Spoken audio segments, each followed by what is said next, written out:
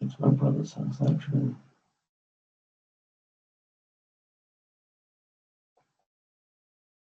Yeah.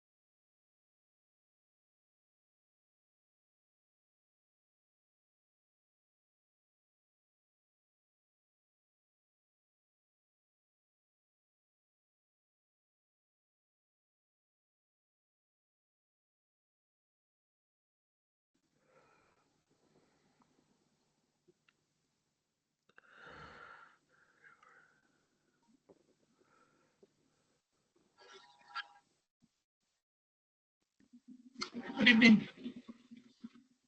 Evening.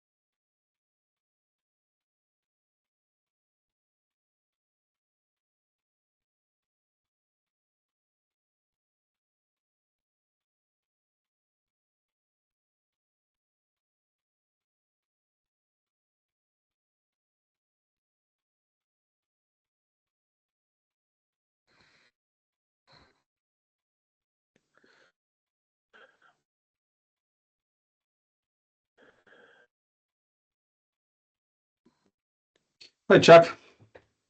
Good evening. How are you? Very well. Yourself? Very well, thank you. Good. Thank you for forwarding the detailed materials in advance of the meeting. I know Sure. you're ready to go here.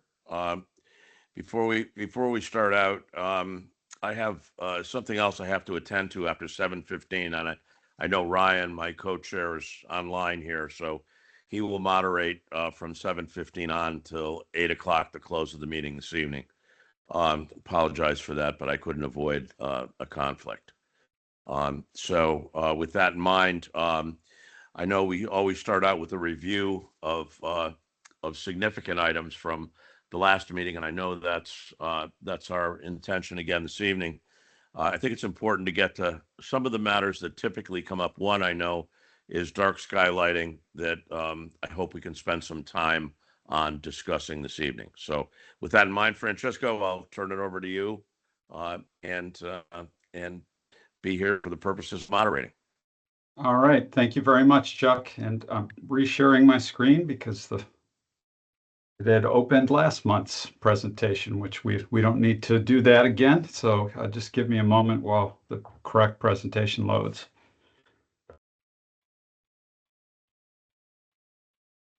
All right. There. That's April. Very good.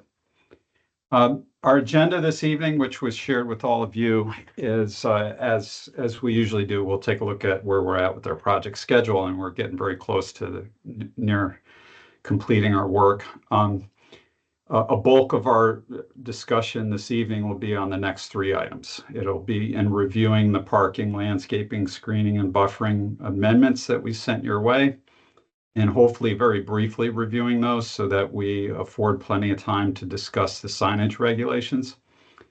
And then also we were asked to take a look at your lighting regs, of which as you'll see, they're very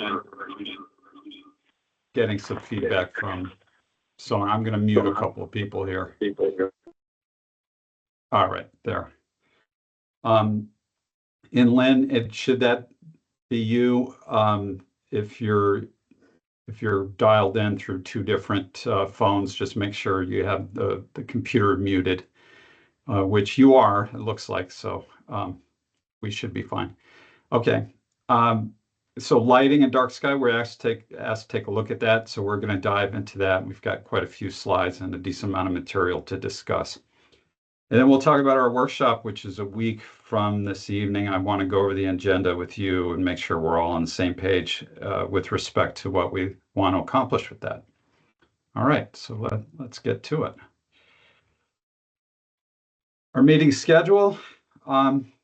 We're doing a pretty good job of following our schedule, although we're kind of like a month off. I think I talked about this last time because we definitely took a lot longer to we spent a lot more time on the commercial industrial zones than we had initially planned for. But I think we're going to quickly catch up because our review of the administrative section, that being the plan and permit requirements, that sort of thing, I think it's going to go pretty quick because I think it's in good shape. There's likely going to be some adjustments we can make and recommend, but we'll be able to get through that really quick and essentially wind down a bulk of our work before summer. And then we could talk about, and our meeting next month and more so in June is really reserved to talk about where we go from there with respect to bringing forward recommended amendments for adoption. Okay. So let's talk about, we spent over two meetings talking about your buffer requirements. I ran through what our recommendations were last month. You all seemed in agreement on our approach. And so I codified that. I put that into the format that it would appear in the document. And as you could probably see, if you had a chance to take a look at the materials we sent out, this impacts multiple pages of the document across multiple sections. So it was really difficult to capture that all in a succinct memorandum. So we attached the marked up version of the regs, and essentially we're going to get rid of a couple pages of this document because there's a lot of redundant and at some time and inconsistent content spread across your regulations right now. And we're talking about putting that all in one place and making things more consistent. I walked you through the details of that last month. It's now all on paper in recommendation 37. So I did not plan on getting to more details. And here we're looking at recommendation 37 is the parking area landscaping. The next recommendation is the buffer areas. So I had not planned on getting into any detail on either of those this evening because we explored them at length in our last two meetings. That being said, I'm very interested in hearing receiving any questions or comments that anyone has to offer up if you've had a chance to take a look at the draft materials that were sent out.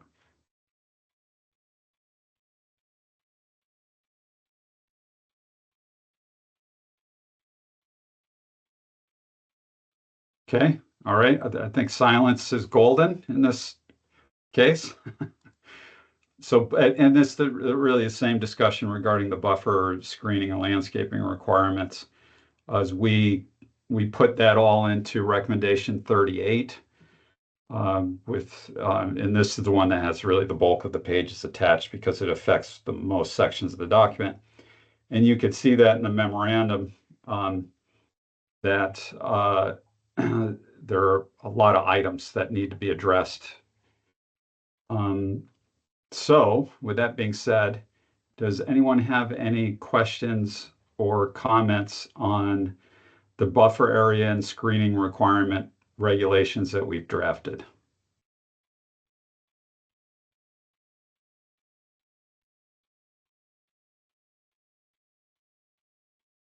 Okay, very good. All right, I'm going to keep things moving then. Chuck, I hesitate to say that we might get done with this meeting before you have to leave for your obligation. And I hesitate to say that because I know that when it comes to new material, we could keep talking. Giving our commissioners Hello, this is Lynn. an early night Hello? is never bad. Lynn, go ahead. Hello, can you yes. hear me? Okay. Yeah, go ahead. I was muted there. Okay. Star 6. Okay. So I did not receive recommendation 37 in the emails. I've got recommendation 38 and 39, the summary, and I've got the agenda. So I don't have the summary of the first thing that you mentioned. Right. So I have no comments on that. Now, but recommendation 38 was the buffer area screening and requirement standards. And it seems to me that we have reduced almost all of the buffers in the residence duplex area. Is that correct? That's correct. Yes, that's correct. I'm just not sure, I'm just not sure once again why we did that. Mm-hmm. What was the overarching rationale for that? We haven't had complaints about it. I'm just not sure that we need to change something that, no one has been complaining about and go to a complete overhaul and reducing the buffer areas. So, like to discuss that a little bit more. I was not part of the meeting last week, last month. I got caught in traffic. Okay. Yeah, I'm happy to discuss that. We and you singled out one use, but we've across the board have reduced that buffer width. And the rationale is that the buffer width that requirement was excessively wide. And you had no requirements about what needs to be in that buffer. So presumably the buffer was like a de facto setback, and you already have setback requirements. what we've added are requirements that the buffer be densely planted. We've also added screening requirements to require things like parking lots and other features to be screened, which means either an evergreen planting, fence, wall, a berm. We define it in the screening standards. So you had standards in place that were really big in area, but with very little guidance onto what really goes in that area. So you have a large area, low quality, or low effectiveness. And the widths were really fairly excessive and not really what's needed to either screen or soften the edge of a property. So I think in this case, we've opted to go with something that's more realistic to be able to install, maintain, plant, and plant at a sufficient density. And we now do have a standard that requires a specified number of trees, shrubs, plants, understory trees, evergreens per 1,000 square feet of that buffer. So I think we're trading just large numbers for high quality. And we've tried to do that on a rational basis, so it is somewhat proportional to the size of the lots in the zones, whereas before, the numbers were all over the place. And we tried to move towards consistency across uses instead of numbers that where you had 20 feet for one use in one zone and 75 feet for a different use in the same zone, even though those uses may not have been appreciably different. Right. So here's my Yeah. thoughts on that. I Sure. understand what you're saying. Yep. But my thoughts on that are we're not going to be able to monitor plantings. Nobody's going to go out and monitor this. Nobody's going to go out and say, this this tree died and now you have 6 months to replace it, et cetera, et cetera. So, I feel that even though good intention is that we would have those standards in place, to use that as the rationale to decrease the buffer area, just doesn't make a lot of sense for me. I don't think it's effective because no one is going to be monitoring that. So if and I do think we should have standards for buffer, certain number of trees, et cetera, et cetera. Right. And that was missing for our regs. I don't think that justifies decreasing the footage of the buffers. I think it's as I said, it's not going to be effective. I know it sounds like it's effective on paper, but it's not going to be effective. If somebody is going in and they spend thousands of dollars putting in trees and 3 years later those trees die, they are not going to spend thousands of dollars to do it again. And we're not going, the office is not going to be able to go and say, okay, you need to get this done within X number of months. So, I don't know if you had that conversation, but I think that's an important point. I also think that we did, I'm looking at the list where we said, we added a new section to section 5.3.25 residence duplex, relocate buffer requirements to this section. Okay, that makes sense. Reduce buffer distance from currently required 20 to 50 feet to 15 feet. So that, again, doesn't make a lot of sense. Not only did you just say, okay, 50 seems a little too much, you reduced even the minimum amount that was in the current reg. So I think that's very aggressive. And again, we haven't had a lot of complaints come forth regarding buffers, and I'm not sure that kind of a jump is justified in any case based on any feedback that we've gotten from residents. Yeah. Lynn, thanks for all those comments. So Mhm. let's just kind of take it one at a time. Um, you at the same time you make an argument for why the buffer standards as a whole potentially are ineffective, and we shouldn't have them if we feel that we can't enforce them. Um, I want to make sure we separate out the buffer and what the buffer is intended to do from a setback, right? The setback's intended to ensure that buildings and structures and things that could be a nuisance to an adjoining property are not located within that required yard, within that setback. And those are effective, and we're not talking about changing those as part of this recommendation.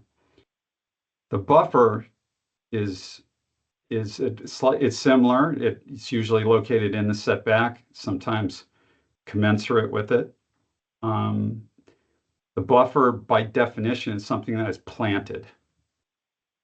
So the presumption is that those plant materials will be maintained for X period of time. And that's the whole basis. That's the whole concept of a buffer. And you're right. We're not going to send the zoning enforcement officer out driving around checking the health of plant materials a year, 2 years, 3 years after being planted. This is all driven on a nuisance. Much of zoning is driven on a nuisance basis. And if you end up having complaints that someone cut down a bunch of planting that was installed as part of an approved project, or they failed to maintain it, then it becomes enforceable by having that regulation. Now, no one's complaining about the buffer regulations because really no one understands them. And we discussed the fact that you have problems consistently enforcing them, regulating them, getting applicants to comply with them, to provide and deliver what the standards require. And part of that reason is because the standards are poorly defined and they're incredibly excessive. They're unrealistic. It's unrealistic to maintain a 50-foot depth of plant materials. And it, of course, adds cost to development. I realize that's not your primary concern. You could fit quite a bit of landscaping in 15 feet. You're not hearing complaints about buffers with respect to duplexes because they're not being built. And one of the reasons they're not being built is because you require a 50-foot buffer, which is really a de facto in prohibition, depending on the lot, on building that type of housing. Well, We did talk. I think I'll just finish and I'll give it back to you, Lynn. My initial recommendation was that we eliminate buffers for duplexes. We don't require them for single family houses. Why would we require it for a duplex? It's not a significantly more intensive use. And Lynn, I think you argued that you had concerns about the impacts to property value and that sort of thing. So we did maintain that requirement. We just brought it down to what I think is a fairly reasonable standard. And go ahead. Yeah. I was just going to say, I think perhaps you feel the reason we don't have applications for duplexes is because of the larger, Yeah. lot size, et cetera, et cetera. But Yeah. I'm not sure we have evidence that that is correct in Stonington. Exactly. I totally understand that one of the issues with the current regs having to do with buffers, screening, setbacks is definitely clarity. And I think we Yeah. should do everything we can to provide that clarity. That does not necessarily mean that you change the standards. You just rewrite them to add the clarity necessary. So, so as an example, reduce buffer distance from currently required 20 to 50 feet to 15 feet in most districts. This is for residents and duplexes. The, this 15 feet, are we talking about side? Are we talking about back, right? What are we talking about? Even there, the clarity is not there. And you might have presented this, but I'd like to see that 15 feet in a table that says it's 15 feet, but the setback, I'm making it up, is 40 feet. So the setback is 40 feet, 15 feet of which is a planted buffer area. I think that would make it very clear, and I think it would be make it very clear to the commission as to how it relates to the setback, and any changes that are being proposed. And I don't think we have that.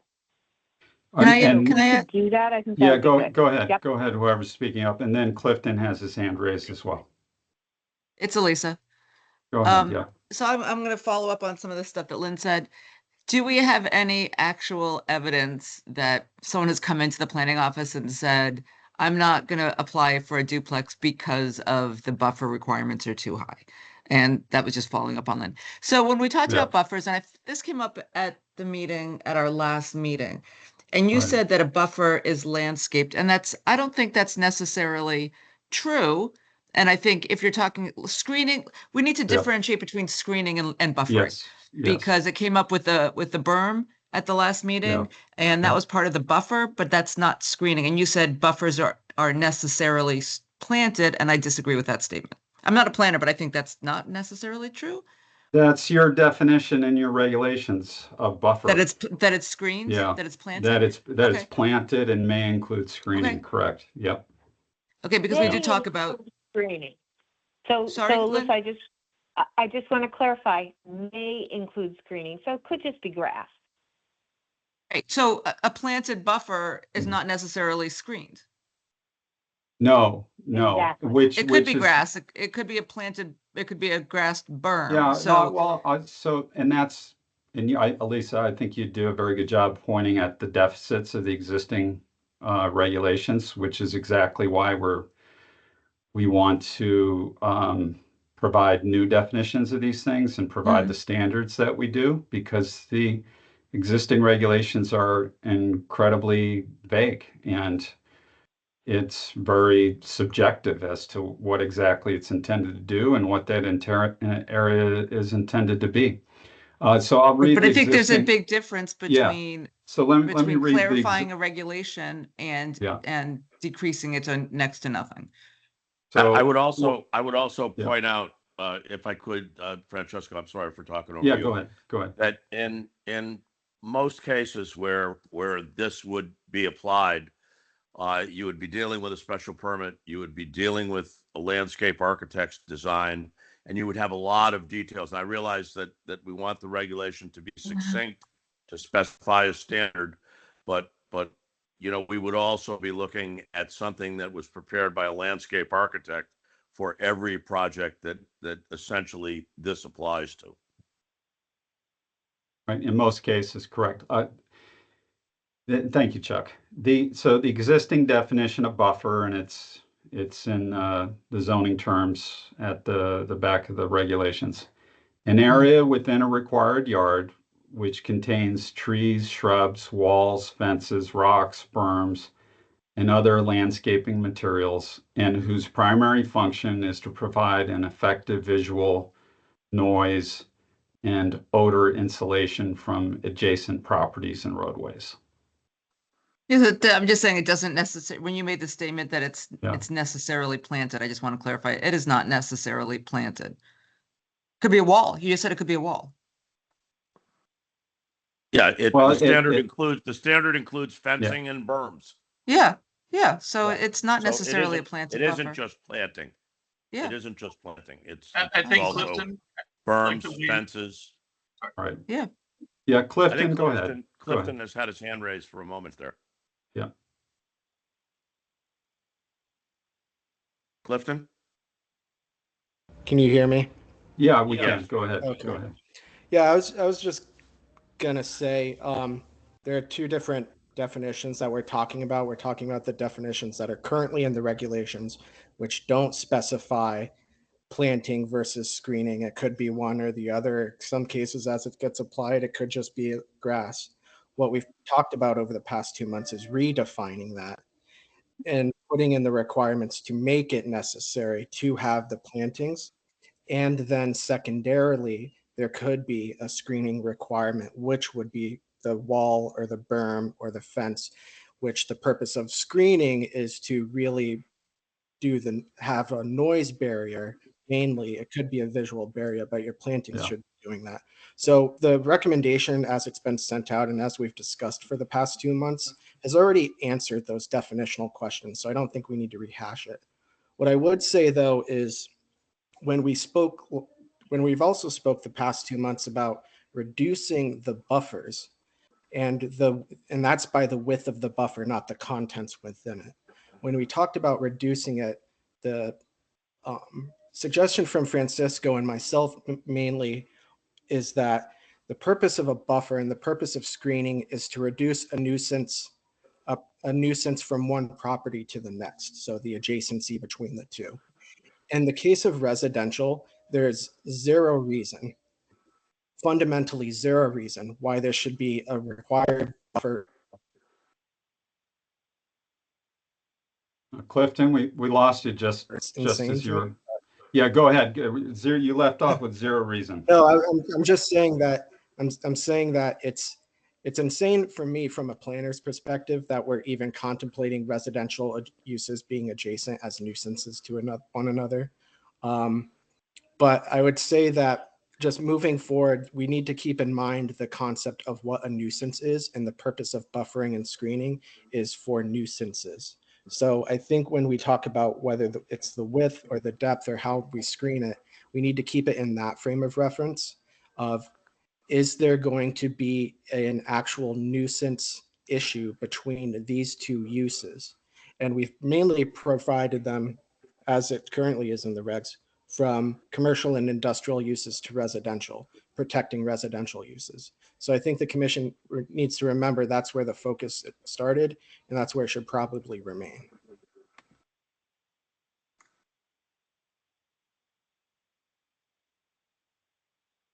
Well, if that's where, Clifton, this is Lynn. If that's how we intended it, then all these other things that are in the regs, I'm not sure that's how we intended it. Because none of this would be in the regs if that's how we intended it. Maybe Well, that's how. we took a more conservative approach from what the original discussion laid out is, when we were talking about redefining these terms, we had to remember the original intention of why these terms even exist. And so we didn't completely scrub out the buffer requirements because we were taking a very conservative approach and lessening the impact as opposed to completely wiping the slate clean.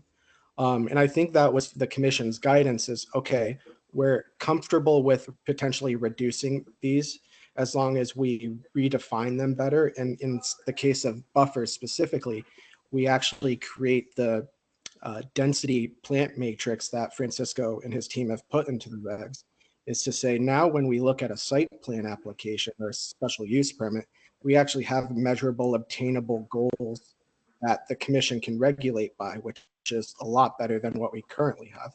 Because you will see applicants come in and say, oh, I'm going to put up a 2-foot shrub, and that's the buffering that you're requesting. So I think we've got a lot stricter on what's inside the buffer, even if we're reducing the size. And by keeping all the associated uses, we're meeting the commission's goal of not going too far too fast. Or at least that was my understanding of how Francisco and his team developed these recommendations. We did have the discussion of putting quality standards in there and enforcing them through the design process to achieve a more effective result in a smaller area. And I still think that can be achieved, as opposed to something that's 3 times wider that has shrubs that are 18 inches high and no barrier to visual interference or we've got much more latitude, I think, in the design process to require a much more extensive approach with the standards that have been specified. And I think that's the direction that we should take this in. But I understand what Lynn's saying and the appearance that it creates. And she suggested something that I do think is helpful is to put the setbacks in a table next to the buffer widths. And I think I do think that it's useful data in assessing the impact of the change. But it doesn't give enough credit, on its own. It doesn't give enough credit to the fact that qualitatively we can go much further with this regulation than we ever could with the existing regulation in terms of blocking visual interference with berms, with walls, with much more mature, taller plantings. So to say that we're rendering buffers ineffective, I think we're adding a lot with the design standards that you have put together here. And if anything, I would say maybe bolster that as opposed to changing widths.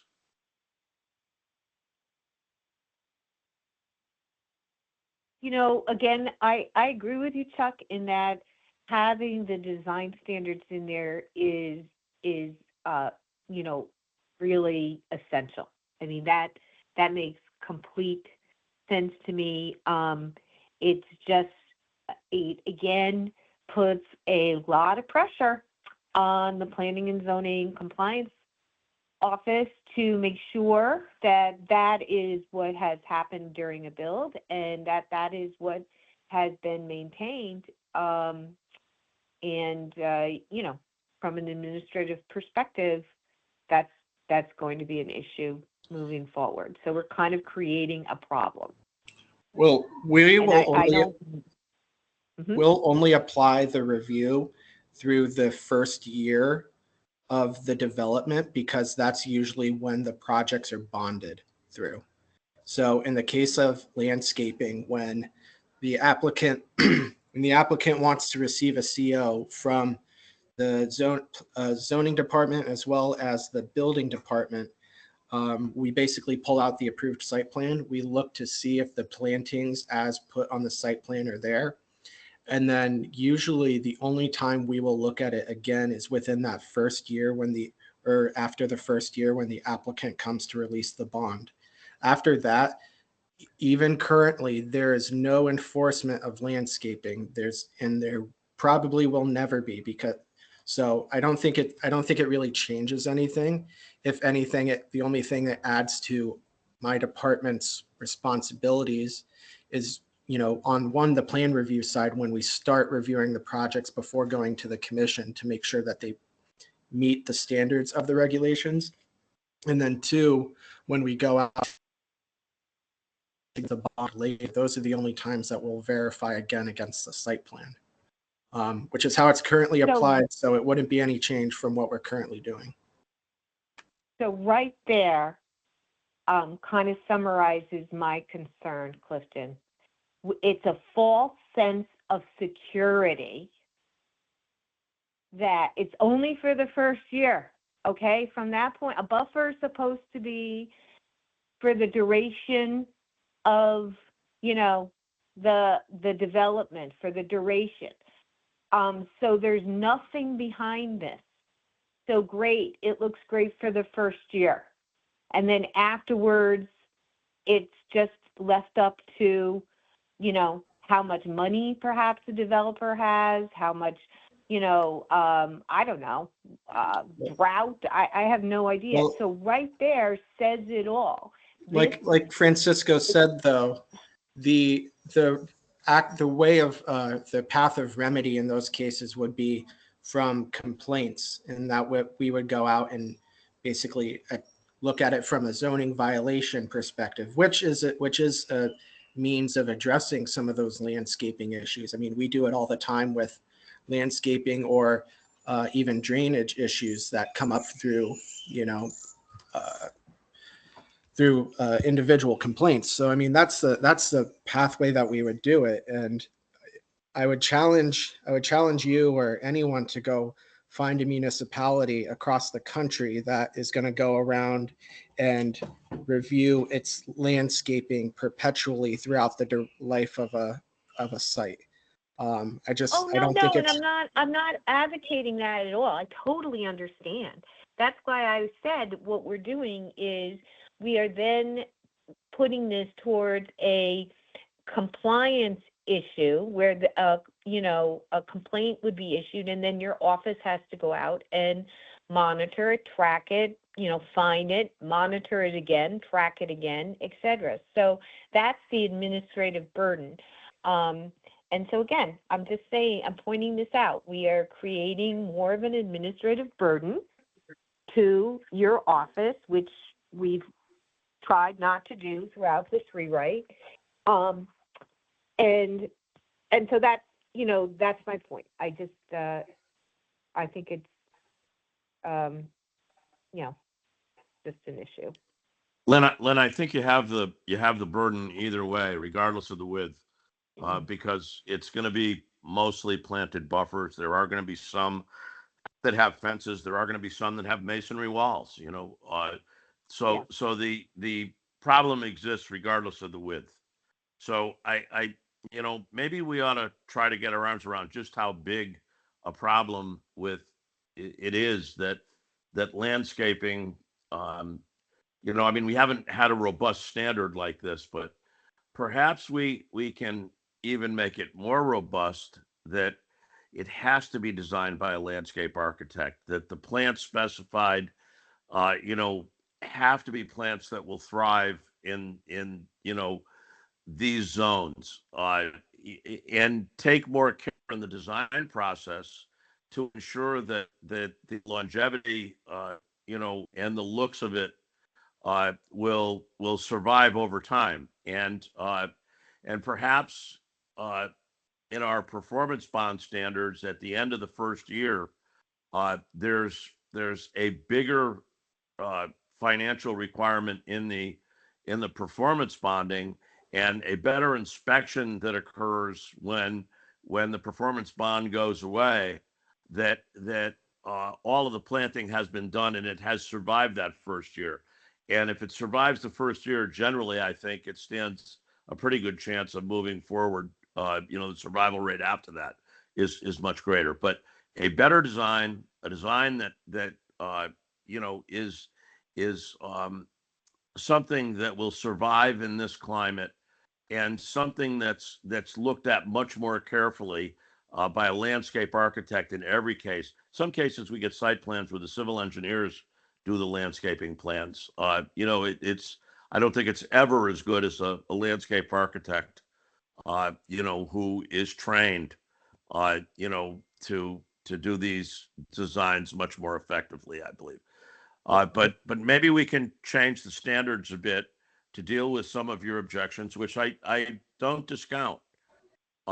But to build that into the design standards and the performance standards, because we have the problem with buffers, regardless of width, your problem, regardless of width. And I think we ought to try to deal with it to the extent that we can in the regulations. But I do Okay, think we fair. have, What I'd like to, can I I do think we have to propose- move on here. Oh. Okay, can I just propose, Chuck, that that a table is put together with the setback requirements, and then the new buffer that we are proposing before we kind of give this the nod, so that we can see it in a consolidated way that's definitely more visually understandable for people. And I do think that should be in the regs going forward anyways. So if we could do that Lynn, before we give it the nod. Yeah, okay, so I certainly can do that in the memorandum just for your reference. I don't recommend that we also add the setback information in the same place in the regs as the buffer information. We're Yeah, trying to keep I agree with that. I we're don't trying to think that's a keep good idea. information in one place and not spread it out and have redundancy, because it sets up the opportunity for inconsistencies. It's not hard to go to the other section of the document and look up the setbacks and compare it from one zone to another. But And that's great. If you could just do that. I'm happy to do just it for the purpose- memorandum. And again, Yeah. again, before we move on, Lynn, I hope you'll agree that if we can, deal with some of your, I think, very good suggestions in the design standards, that's also a way to deal with the qualitative longevity issues associated with buffers to make them more effective. And I hope you'll agree with that as well. I do agree with that, definitely. Okay. I just have one other quick thing on the solar energy collection system, Yeah, which sure, I think is sure. like okay. Do we have anywhere in our regs, whether it's buffer or setback on these small solar energy collection systems, about drainage associated with runoff from these systems? And is that considered part of the landscaping or engineering or something specifically? That's a fantastic question. And no, there's nothing in the regulations right now that currently addresses runoff from them. We have not proposed anything. Now, these systems that we're talking about are fairly small in scale. And so the runoff is really no more than the runoff that would occur from a roof of a house. And because the solar usually doesn't displace the impervious surface underneath exactly. In most cases, solar doesn't have an impact on drainage because it doesn't displace the impervious surface underneath it. So there's been a lot of work done on that to take a look at it. And it is a very good question. But there's been a lot of civil engineering work done on the impact of solar and the runoff associated with solar.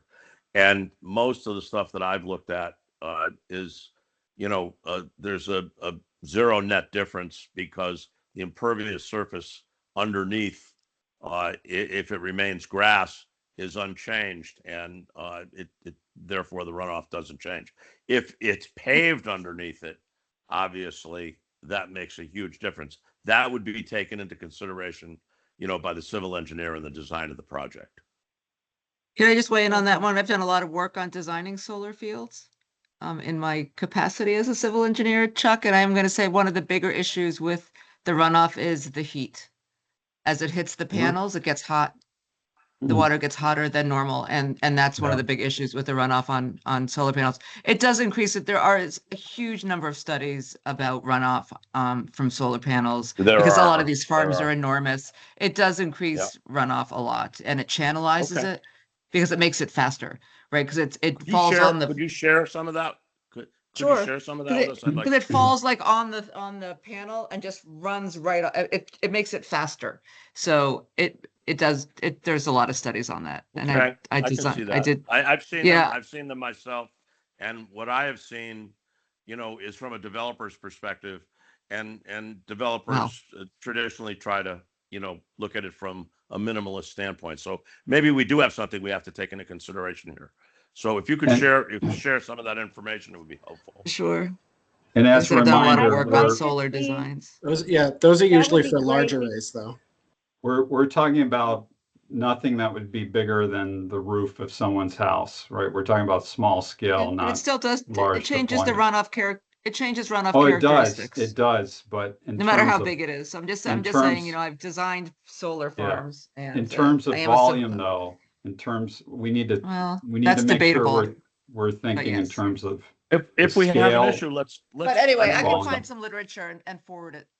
I think it's a Dig good. through my I think files. it's a good item to look at. And I think your suggestion that we should look at it in more detail is a good one. So let's look at it. Yeah, because I just want to say, I think we have gotten some complaints lately about this in a couple of the newer subdivisions where people are putting solar panels up and the drainage is going into neighbors' lots. So I just think we're doing a rewrite. If we can stick something in there to prevent it, I think that would be great. Okay, that's all I have to say because I have no technical knowledge. Okay. Okay, thank you both for those comments. Okay, now I need some direction coming out of this discussion, and thanks everyone for all your thoughts and comments and expressing your concerns about these recommended amendments. Where do we go with respect to the values, those buffer widths and distances? Should I restore them to exactly what was there before? Are we comfortable moving forward with the numbers that I've proposed? Should I find a middle ground? What am I to do? I'd like to see a middle ground. I think they're too drastically cut. We've talked about this for 2 months. This is the first right, time okay. we've made that comment. I'm sorry, I have I not wasn't, been, but yeah, I was not present last week. Last month. I wasn't. This is Ryan. I'll just weigh in and say I'm comfortable with what Francisco's proposed. Sure. All right. I'll Why work don't we take a look at it in light of the Okay. concerns that have been addressed here, and see if there's room to make some adjustments. You know, I don't think there's harm in looking at it, you know, one more Okay. time, given the objections that we've heard this evening. Sure. Yeah, and Okay. we can soften the edges as needed. All right. So I made my comment about an early night 30 seconds too soon, and I opened up the box. I do like the format of the regulation. I think it's very concise, very clear, and easy to understand. And good, and you're of course you have the markup version, so you can see how many changes were needed to get it to that point. And I do think it's going to work much better for you. So thank you, Chuck. Great. All right, sign regs. Let's get into this. And as I'm sure you'll have some opinions. So I introduced you all to what the work that needed to be done last month. Took a look at your existing regulations. I talked about the fact that they're not too bad. Our big concern is moving away from content-based sign regulations and having them be as content neutral as possible. And when we talk about what content means, it means identifying a sign exclusively based on the message that's on the sign and regulating it based upon that message or its use. And we could still regulate signs based on their construction, location, size, time of use, all that, but we need to be less concerned about the message that's on the sign, which is not an easy task. But I think we've been able to take your regs, organize them into something that conforms with that, with very few changes as to actually what's currently allowed. And I'll walk you through those. So recommendation 39, it's all captured in that. And so what we've tried to do to the extent that we could is remove any references to content-based usage of signs. We've simplified and consolidated sign types. You had a big list of things that many of them were very much the same. We've consolidated sign types and simplified. We've better organized them. We've provided definitions for all sign types. I'd say less than half of your signs were defined in the definitions, at least. There was some language in the regulations that gave you an idea as to what the sign is. We treat all temporary signs equally, with the exception of sandwich board signs. Those are the A-frame signs. We want to remove regulations of flags, and we'll talk through that. I also recommend removing regulation of campaign signs, although the further I got into the weeds on this over the past couple of days and reading case law and considering it, I think I've convinced myself just to put it back in. So I want to talk about that. But otherwise, to the greatest extent possible, we've attempted to maintain your existing sign regs by not changing how much is allowed, making things significantly more permissive in any way, or significantly more restrictive in any way. But things do have to change if we're no longer regulating by content. So it's not an easy task to change things without changing things. All right, so starting with the sign terms. When we talk about content, so when we talk about something like a historical plaque, well, that's content-based, right? It clearly has to have some sort of historical information on it. And so we want to try to move away from that. So on the left are all the existing sign types listed in your regulations, and they're all, for the most part, regulated in different ways. Awning sign, well, that describes the construction, the way that it's mounted, constructed. So that's fine. So we keep that term. Bed and breakfast, what we're really talking about are detached and wall signs in residential zones. So we'll instead referencing that, we'll reference detached and wall signs, their actual construction and where they're used. Community event sign, it's a sandwich board sign. That's what it is. So we'll call it that. Contractor signs are just going to go into a group called temporary detached signs. And that's the thing your remodel or sticks out in your lawn. Detached menu board, that's already regulated through your drive-in accessory regulations. It's, where you order your Big Mac from. It's regulated through that. It's more of a structure than a sign per se, so we don't need to regulate it through the sign regs because you already have regulations. Detached signs will remain, those are freestanding signs that will remain. Directional signs and internal use signs are both terms used in your regs. They basically mean the same types of signs, but you call them directional signs when they're on residential properties or in residential zones. And that's the thing like parking this way or, units A through B here. And in commercial zones, you call them internal use signs. So we're just going to call them all internal use signs.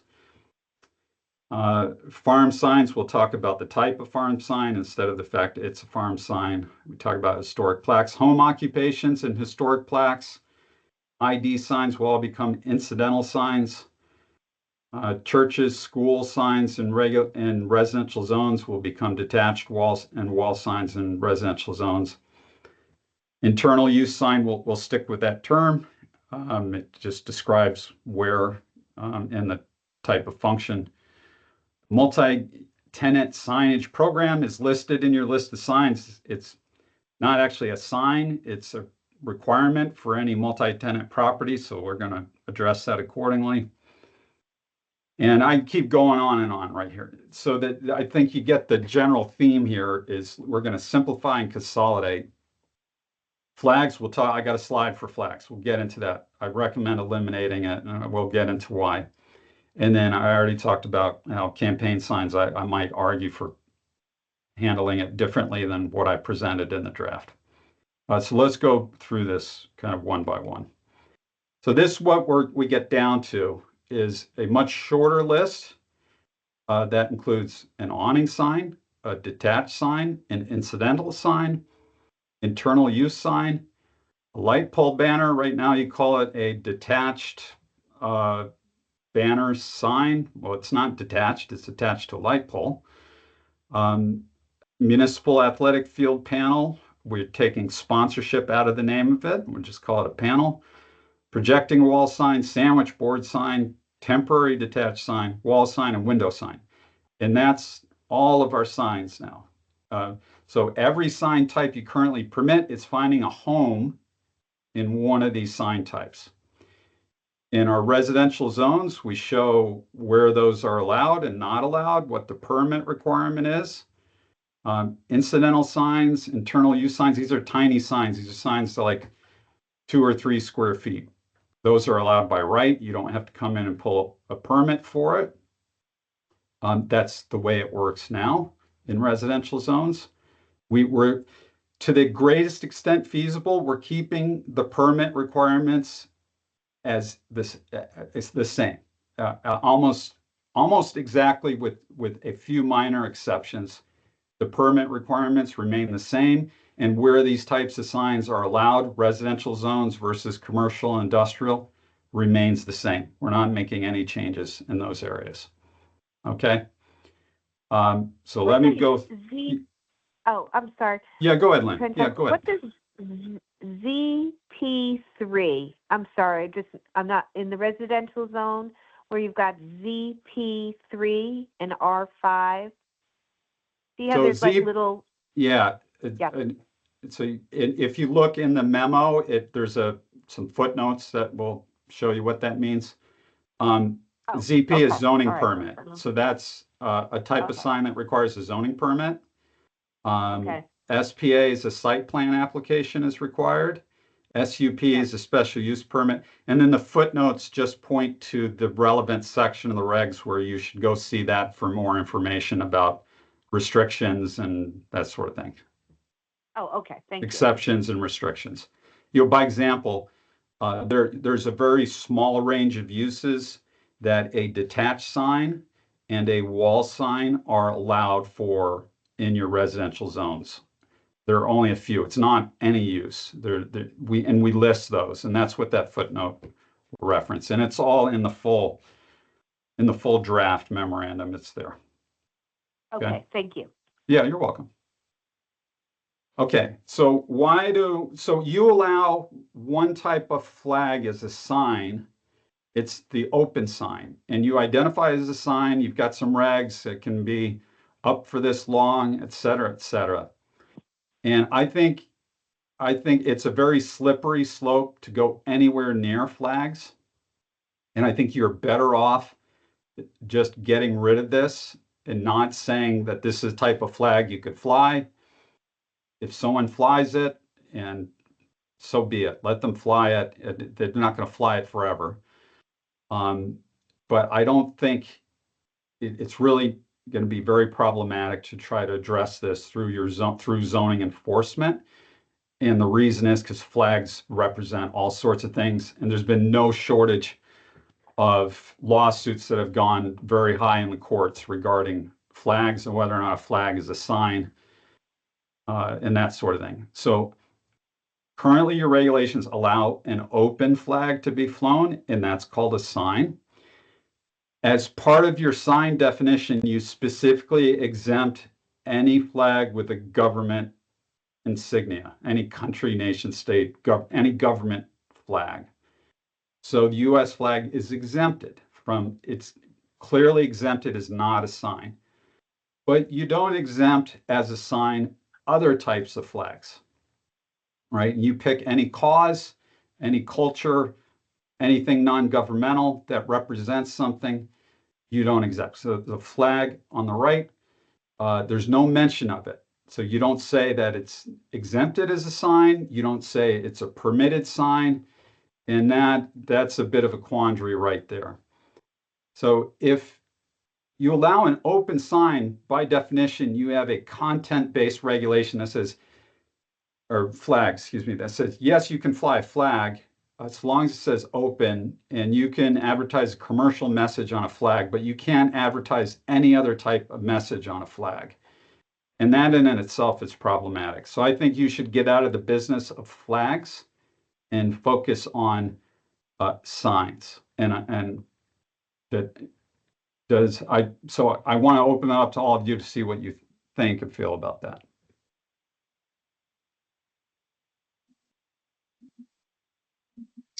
So this is Francis? Lynn. Go ahead. Oh, no, go ahead, Lynn. I was just going to say, I agree with you, and I totally understand why this is a slippery slope. But I think that the other thought about flags, and I don't look at it as a flag like you've got on your screen here, but when it's kind of a flag that you know, it has I don't know. We see them out of the car dealership kind of things. They're banner. not permanent. Yeah, more like that, or the man that kind of, you know, got some air going through it and streamers go up and that kind of thing.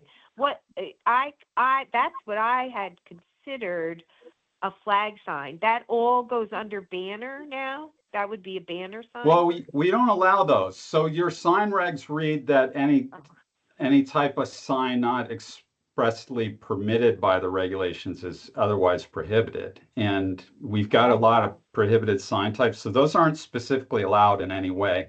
The only banners that are allowed are banners affixed to ornamental light poles that you see in like Pawcatuck and that sort of thing.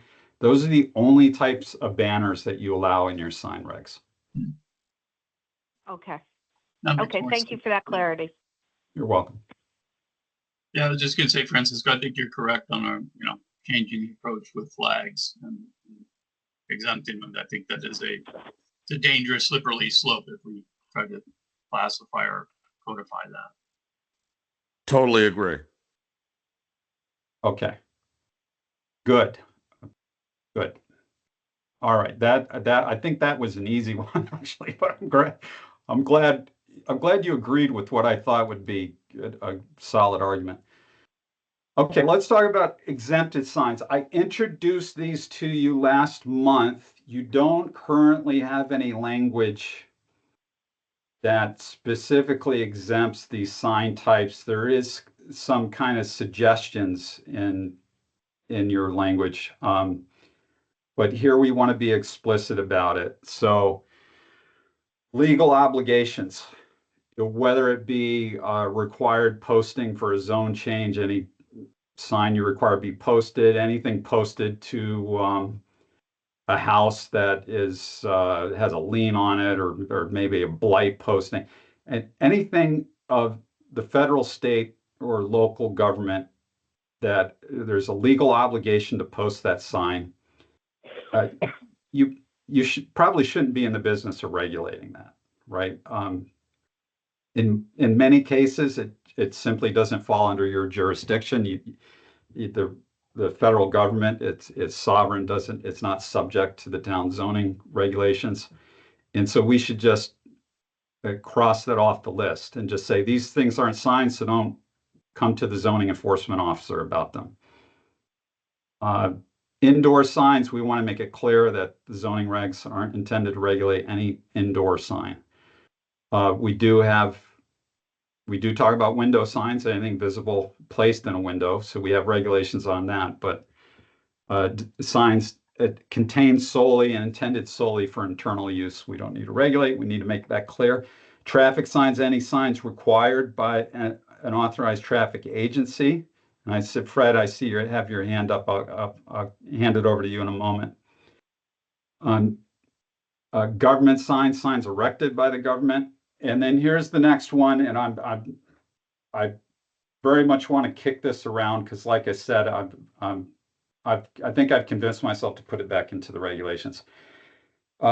Campaign signs, lawn signs. Your only regulations now, and this is like the third rail. Along with flags. Your only regulations now require them to be taken down after a certain period after an election. You very rightly do not restrict the number of signs. I think they're restricted by size each, but you don't restrict a number. You don't restrict how soon in advance of an election that can be displayed. You just require that they be pulled up after an election. And the courts have seemed to support that type of regulation. The challenge for me as I try to move towards a content neutral approach is any regulation that singles these out is on its face, it's a content-based regulation. So it's really challenging. So I think we can handle it one or two ways. One way is you just exempt them. And we do that by saying any temporary lawn sign. So it's not a permanent installation, temporary lawn sign. And I did update where I underlined it. I updated the language since the draft I sent out because I've been working at this since. Any temporary lawn sign directly related to a pending federal, state, or town election or referendum. And pending is important because that means once it's over, you can request that someone take it out. Otherwise, it's considered a temporary sign, and you do have regulations on temporary sign. So I think in this way, it works, and I don't think it would be problematic for you. But if you did want something that dealt with their display past a certain period of time in a more direct, enforceable way, then we should put it back in the regs pretty much exactly as you have it right now. And Fred, go ahead. You had your hand raised.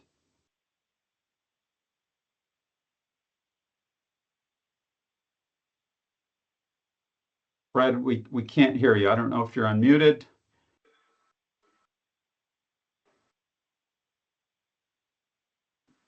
All right. Well, while Fred's trying to get his microphone, Fred, you might need to select a microphone on your computer because you are unmuted, so that's not the issue.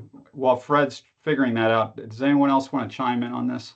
I would just, under the election or referendum signs, just raise the question, and I don't really have anything more specific than this.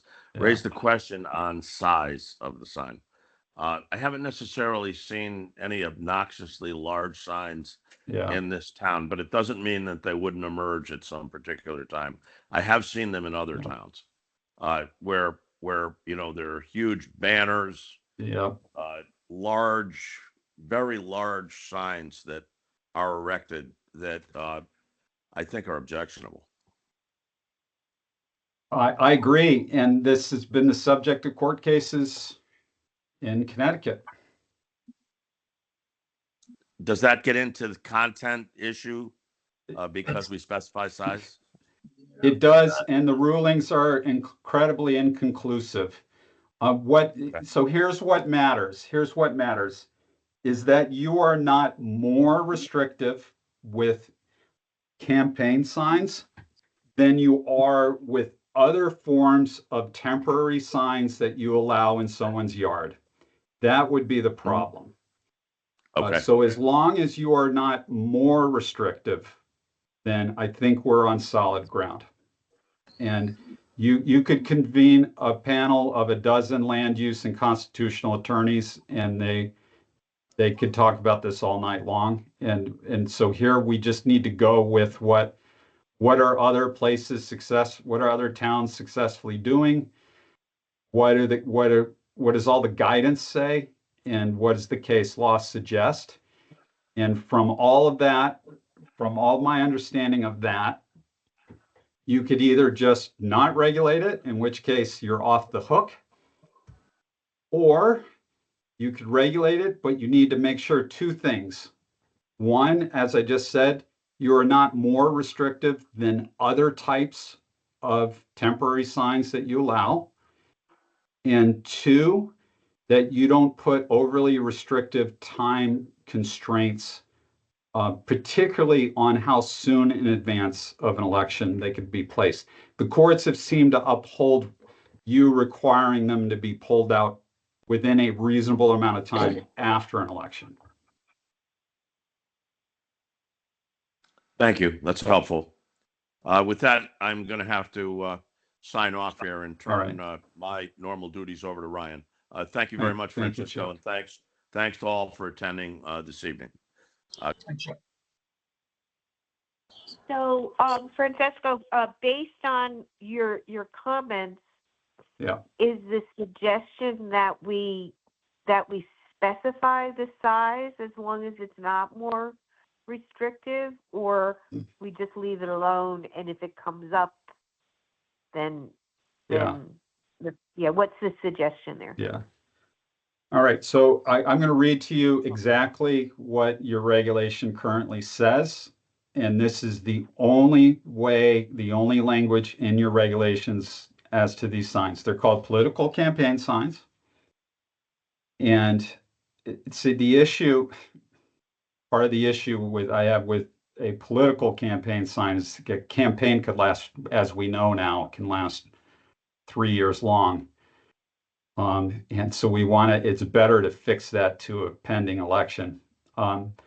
Political signs associated with an official election or referendum, that's the language of your existing regs, provided that such signs are removed within 7 days after the election or referendum. You don't regulate by size in any way, and you don't regulate by number, which I think is good. I don't think you should go anywhere near regulating by number of signs. By size, I think you could make a strong argument that you can regulate by size, provided that size is equal to or greater than what you allow for other temporary signs like contractor signs and real estate signs. So I would be comfortable adding a size limitation to the exemption, saying, yeah, it's exempt if it's under this size, it's exempted. Anything else than that, bigger than that, would have to be treated like any other temporary sign, in which case you're restricted on how many of them you can have, how long they can be out, etc. I mean, for those temporary signs, you know, we have regulation that currently stipulates the hours of those being out. So if we set a size requirement or something that had to be similar, then we'd be telling those individuals they have to remove their No, referendum signs. the only regulation you have is on the sandwich board signs.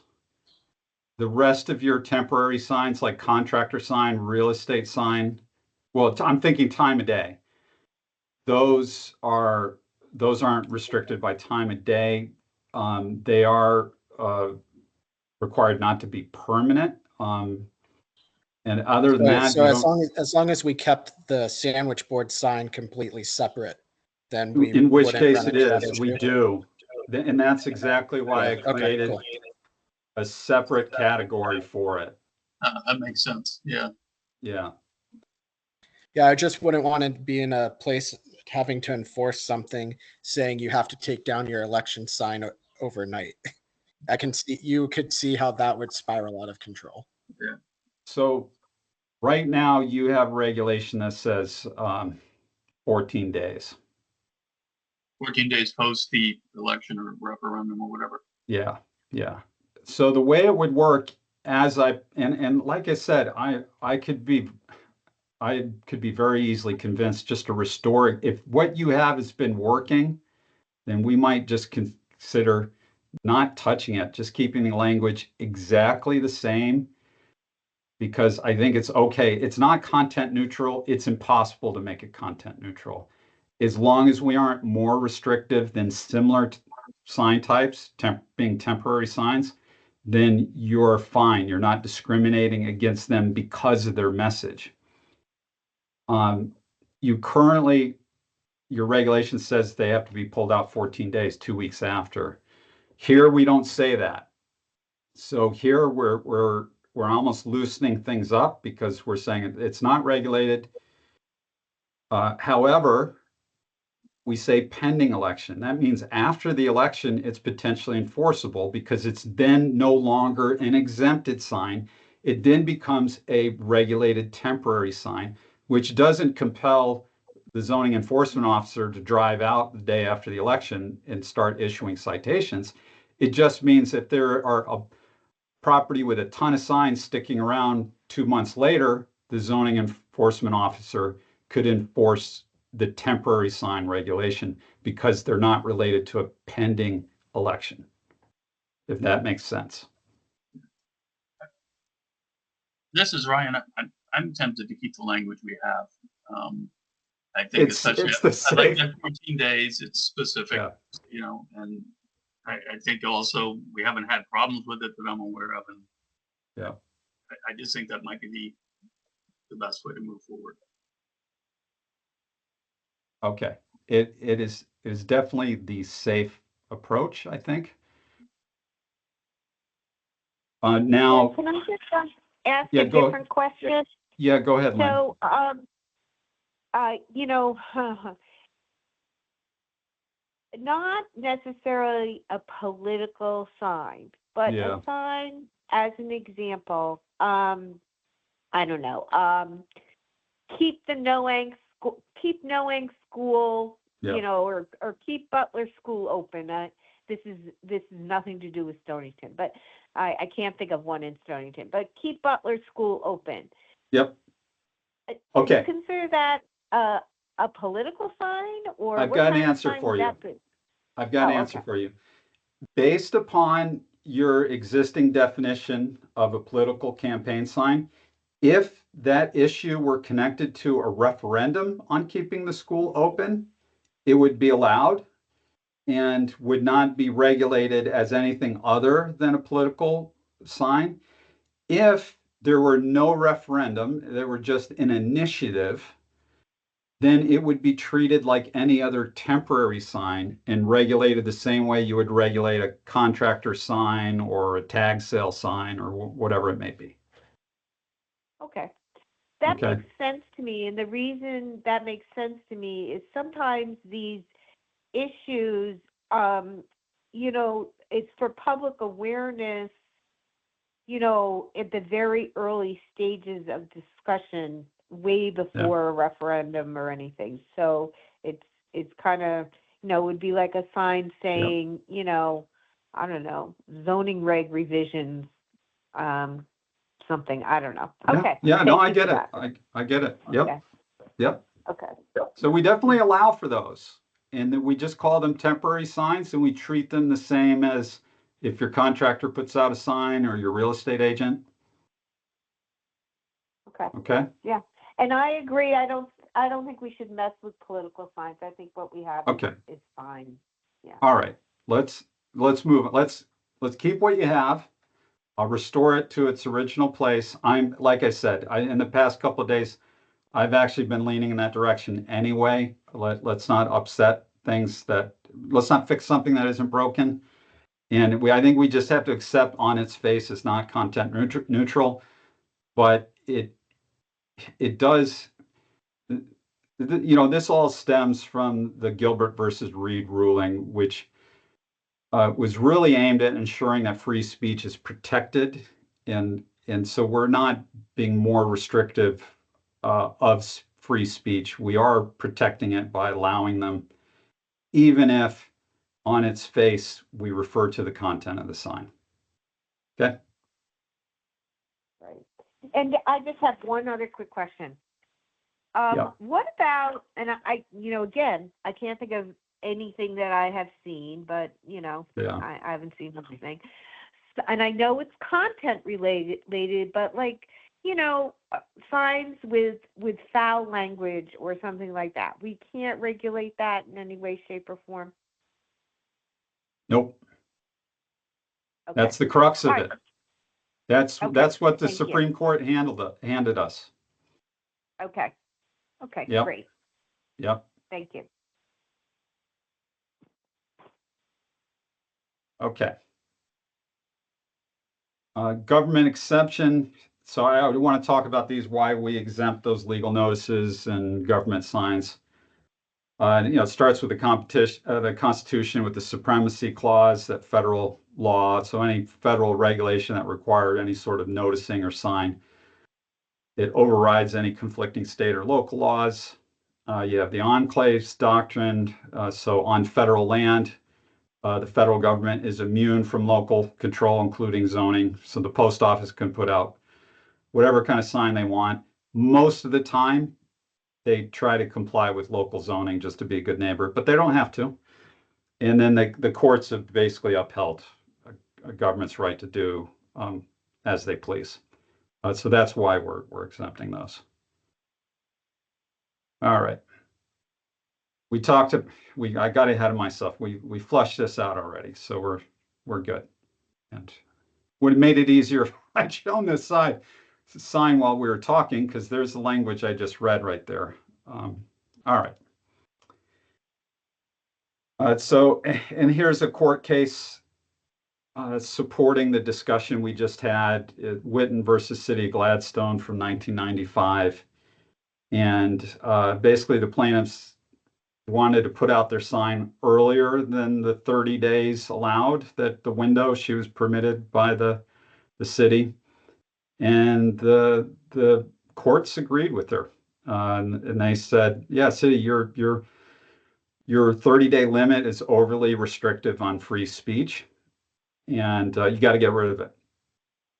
And so that's why you can be strict about them being pulled out afterwards, but it's good not to define a limit on how soon they could be put out. Okay. All right. So as I mentioned, temporary detached signs, we want to just put all these in one bucket and treat them all the same. Right now, you allow them as contractor signs, you allow them as real estate signs, you allow them as those are the top two ones I think that you'll see. And then there's like garage sale, tag sale signs, which you don't call out by name. We want to treat these all the same. Your existing regulations say that these things can be 6 square feet, about 2 by 3 in residential zones. And the signs you're looking at are actually those little ones in the lawn are only 18 feet or 18 inches by 2 feet. So those are like 3 square feet. So your regs say they can be 6 square feet in residential zones, 18 square feet in commercial, industrial, and some of their floating zones. So let's not, if that seems to be working, let's not touch that. And let's go with that. Now, here's where we have to do something a little different. You say your regs basically say you can have one real estate sign and one contractor sign.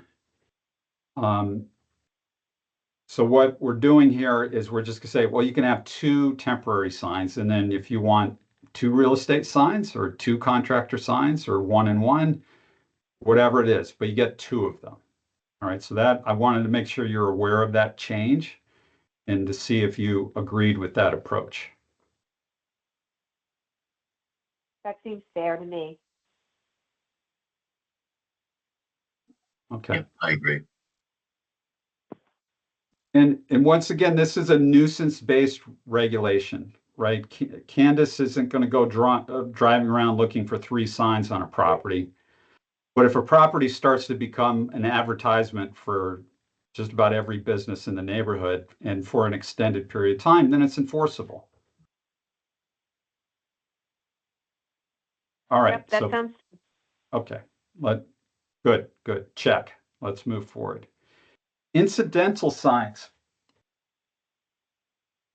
These pictures are very good examples. A menu sign right outside of a restaurant, an address, a fancy address sign. We're not just talking about numbers, but something that's actually a sign.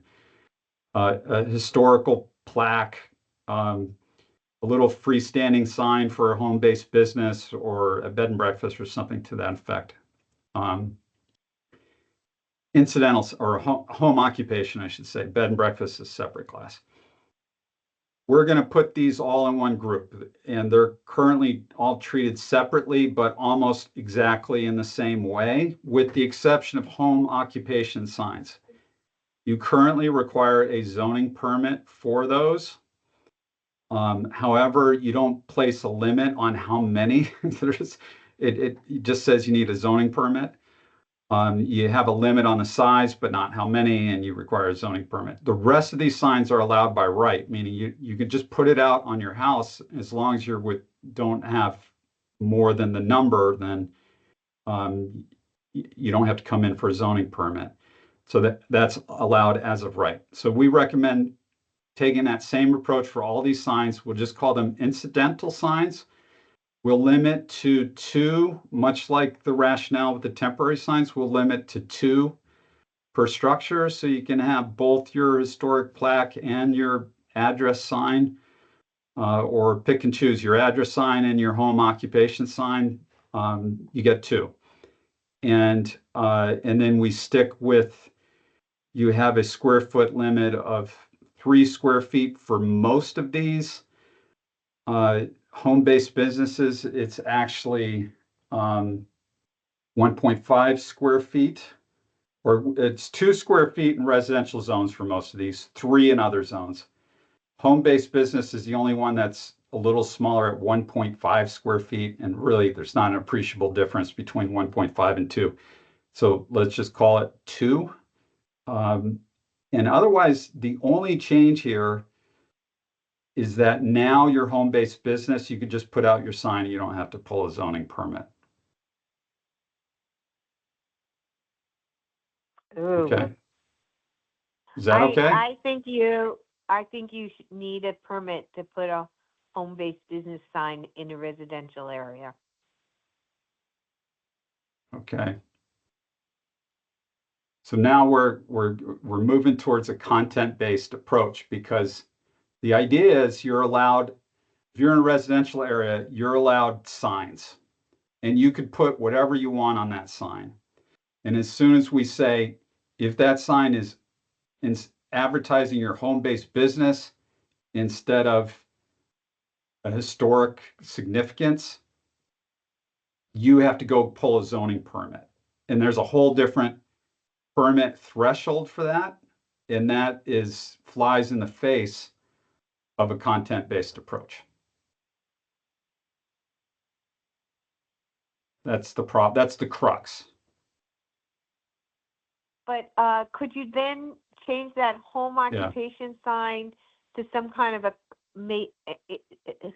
define it as a commercial sign, and then it follows a different size, and well, I guess not. Yeah, Okay. I think you appreciate the complexity of this. So I you do. you do in your residential zones for a fixed number of uses, like farms and some other things, you allow wall and detached signs, but those are much bigger signs. And I know you don't want to allow, an 8 square foot wall sign or a big freestanding detached sign for a home-based business. And that's the challenge. Yeah. Now, your home-based businesses are still subject to your zoning, the operation itself. So we're talking about 2 square feet, 1 foot by 2 foot. And so I wonder if you still have concerns that would be problematic. Yeah, I think it's fine. I was thinking kind of about lighting, to be honest, with the signs. Yeah. But, These can't be lit. These can't be lit. oh, is that specified someplace and I missed it? I'm sorry. It should be. I'll make sure it is, but it should be. Okay. All right. I didn't see that. If it's not, anywhere, I'll make sure so- it gets in there. I'll make sure it gets in there. Okay, thank you. I mean, obviously, if you have lighting on your house and you conveniently put your sign underneath, but there shouldn't be lighting that's specifically clearly uplighting just the sign and not the front door and the porch. And so if we don't already have that in there, we'll make sure that we do get it in. Okay, great. Thank you. And home occupation requires a zoning permit. So the home occupation is still going to have to come in for their zoning permit. And so it's not like these things can just operate without any sort of regulation. Yep. No, that's great. Okay. Any other questions on this?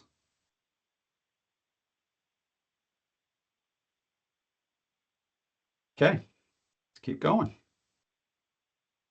Internal use sign. These, and you can see from the image, you get an idea what these are intended to be. This is an existing term. As I mentioned earlier, in commercial zones, you call them internal use signs. In residential zones, you call them directional signs. Otherwise, if you take a look at the regulations for them and the way they're defined, they're talking about exactly the same thing. Signs that are not intended to broadcast a message off the property, only to people on the property.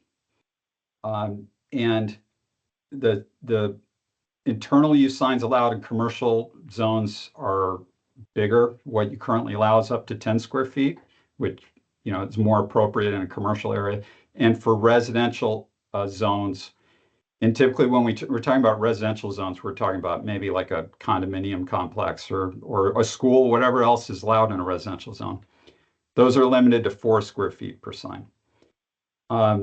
And what's the lighting on those, Francesca? I don't recall whether or not the existing regulations have any restrictions on lighting. I don't think that they do. I'll have to confirm that. So a suggestion that I have, and I'll just bring Yeah. this up now, Yeah. is that for these types of signs, and we might even consider expanding this, but for these types of signs that the lighting, if it was allowed at all, Yeah. would be solar, like you have like solar lit. And I think that you know what I mean, not based off solar panels, a big solar panel thing, but that you stick it in the ground and it's lit by solar. I just think, environmentally, that's the way we should be going. And, it's usually not quite as bright, but does the job if it's allowed at all. Okay. The current regs don't allow internal use signs to be internally illuminated. Right. They are You think allowed you'd to have be a spotlight on externally. them? They are allowed to be externally Correct. if it's downlighting. If Correct. it's downlighting. Yep. But the And intent with the include- downlighting is that because they're internal, they're not going to be seen off of the site. Oh, I see.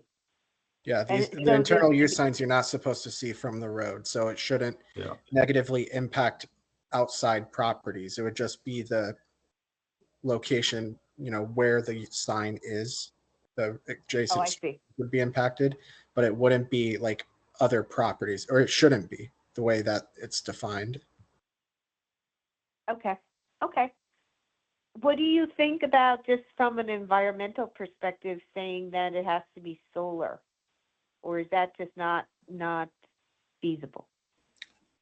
I think if we can move on to the dark sky Yeah. lighting suggestions, that kind of covers most of this, Lynn.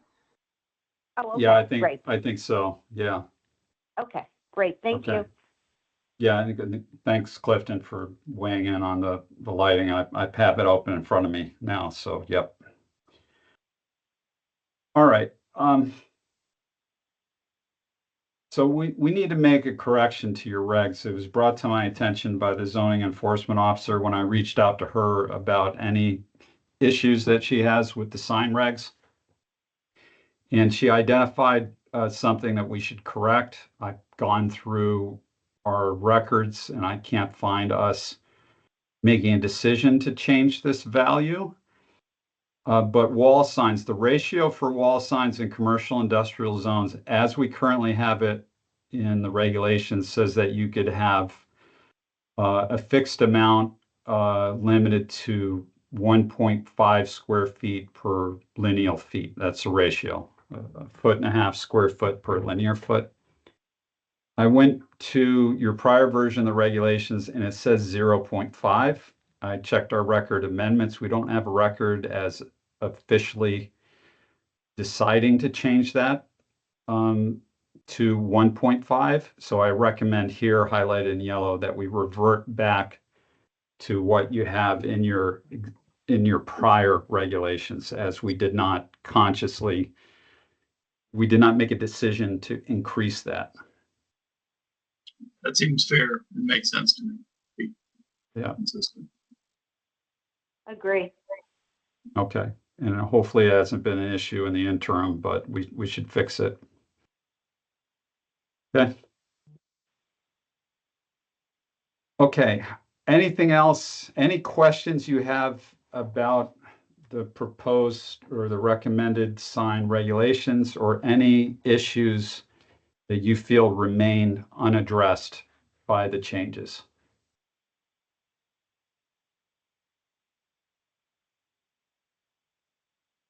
I don't have any from my perspective. Yeah, I think the signs look good. Okay, good. Like I said, we actually tried not to make any changes. And I really don't think it's going to change the way signs are built and or sign regulations are enforced in any way. I think it just significantly reduces any liability you have with respect to not being content neutral. All right, let's talk about lighting. So I was asked to put this on the table. Your lighting regulations are absolute minimalist, and I apologize for not bringing this up as an issue earlier. With the exception of some scattered references to lighting across different zones, mostly your floating zones, this is it for your lighting regs, right? 12.4.7. So all it says is that you have to provide lighting at driveway entrances, pedestrian crossings, loading areas, etc. It shall be designed and installed to be fully shielded. So you do have a shielded requirement, and that means not allowing the light to trespass on adjacent properties, which is what full cutoff means. Emitting no light above the horizontal plane of the luminaire, so no up lighting, down light parallel or down lighting only. In commercial developments proximal to residences, lights have to be shielded so that the lamp itself or the lamp image is not directly visible from outside the perimeter. And lamp image means the lamp through any transparent glass is not visible, even if the light is largely shielded. The maximum height of the light source shall be 20 feet. And then we talked about festoon lights before. You only allow them in connection with the public celebration. That's it. So there's obviously quite a bit that's lacking. There are lots of model ordinances and regulations out there, and it's all very good. And it's all probably a little more than you would want to take on because they put everything in there and you pick and choose what you want to use.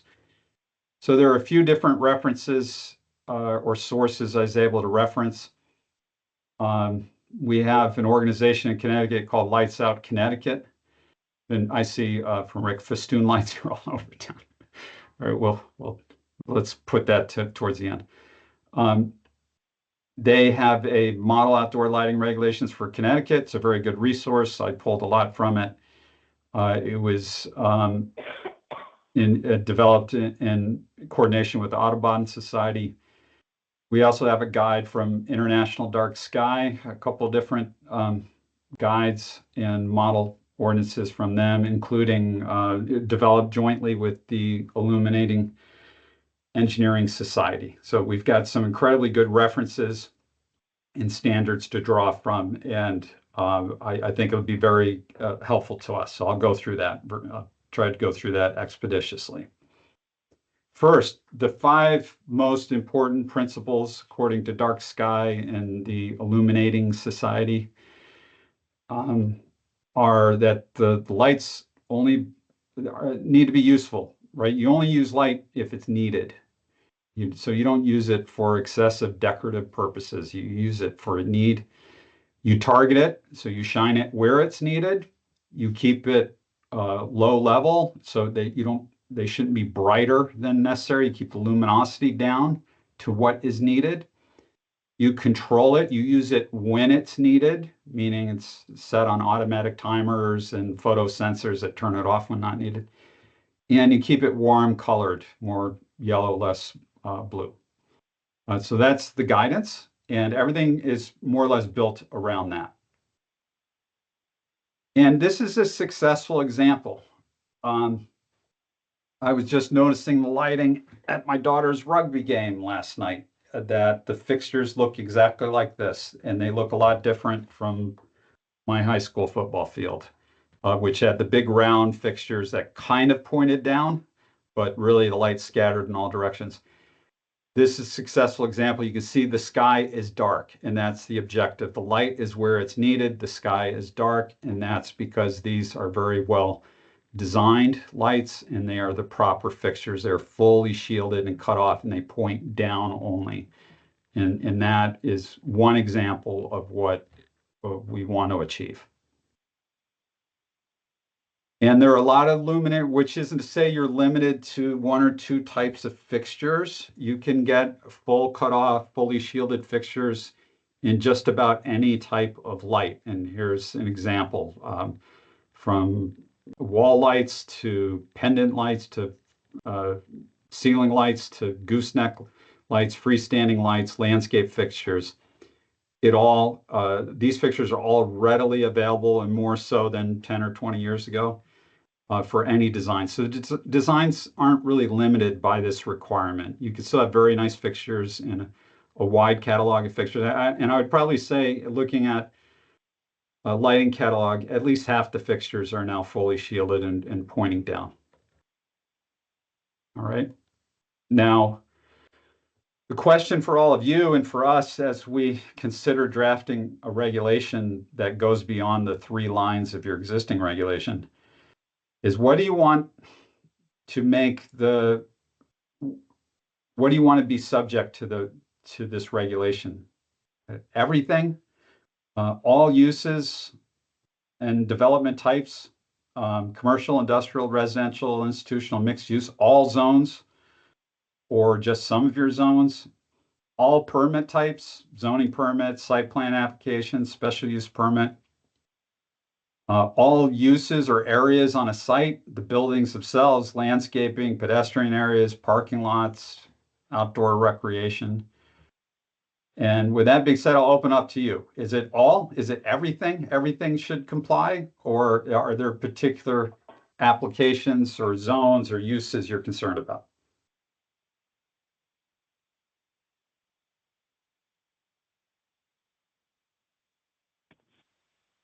Lynn? This is Lynn. Yeah, go ahead. This is Lynn. I was waiting for somebody else for a change. I think that we're a coastal community.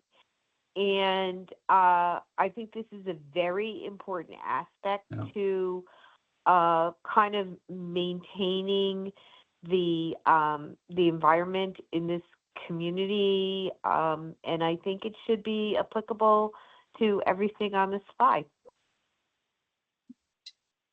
This is Ryan. I tend to agree with you, Lynn. I think it should be as well. I think it's, in my mind, it would be tough to kind of split out and say, oh, we should allow, apply it to residential but not commercial, or vice versa, given what reasoning. I think to be consistent, I think we do it across all. It makes more sense to me. Okay. I agree as well. I was going to say the same thing. I just couldn't find my unmute button fast enough. All right, good. Thank you, Lisa. Okay. That makes things a lot easier, actually. All right, let's next talk about how do we ensure that applications comply? And I've got another slide to this effect.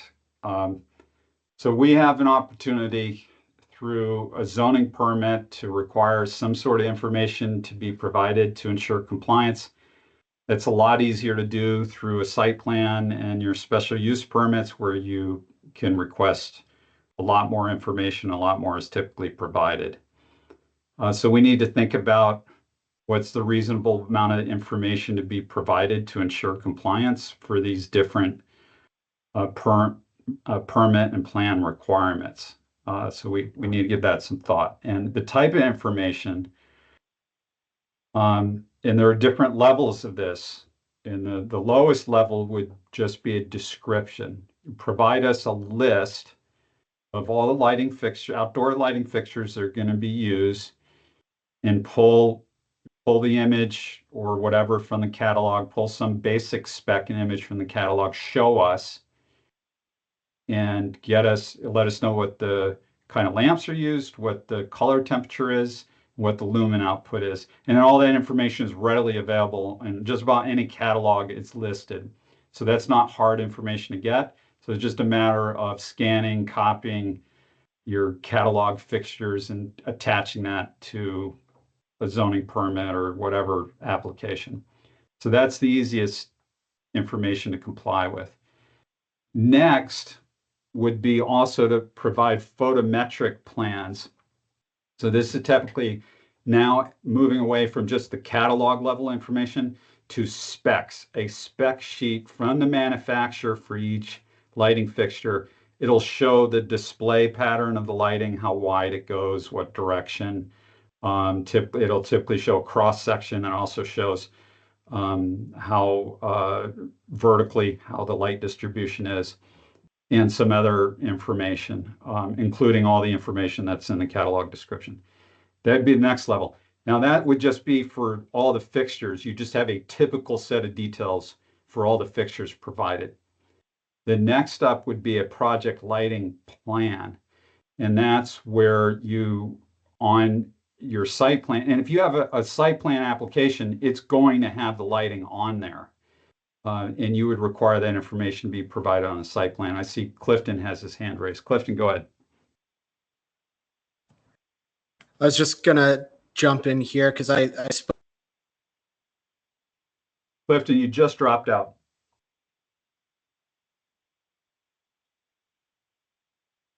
We can't hear you. Can I make a comment? Yeah, Am I Lisa, still go on ahead. here? Go ahead. Yep. I mean, my comments, I agree with everything you're saying. And maybe this is Yeah. a premature comment.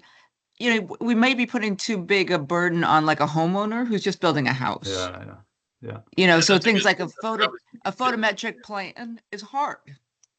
Like, you know, Joe Schmo's not gonna know how to do that, and you don't want him to Yeah. have to hire a lighting specialist. And I know lighting companies will do it for free a lot of times, but Right. we do need to think about what differences between a homeowner putting, you know, a front Yep. porch light versus, you know, a subdivision that's gonna, you know, things like that.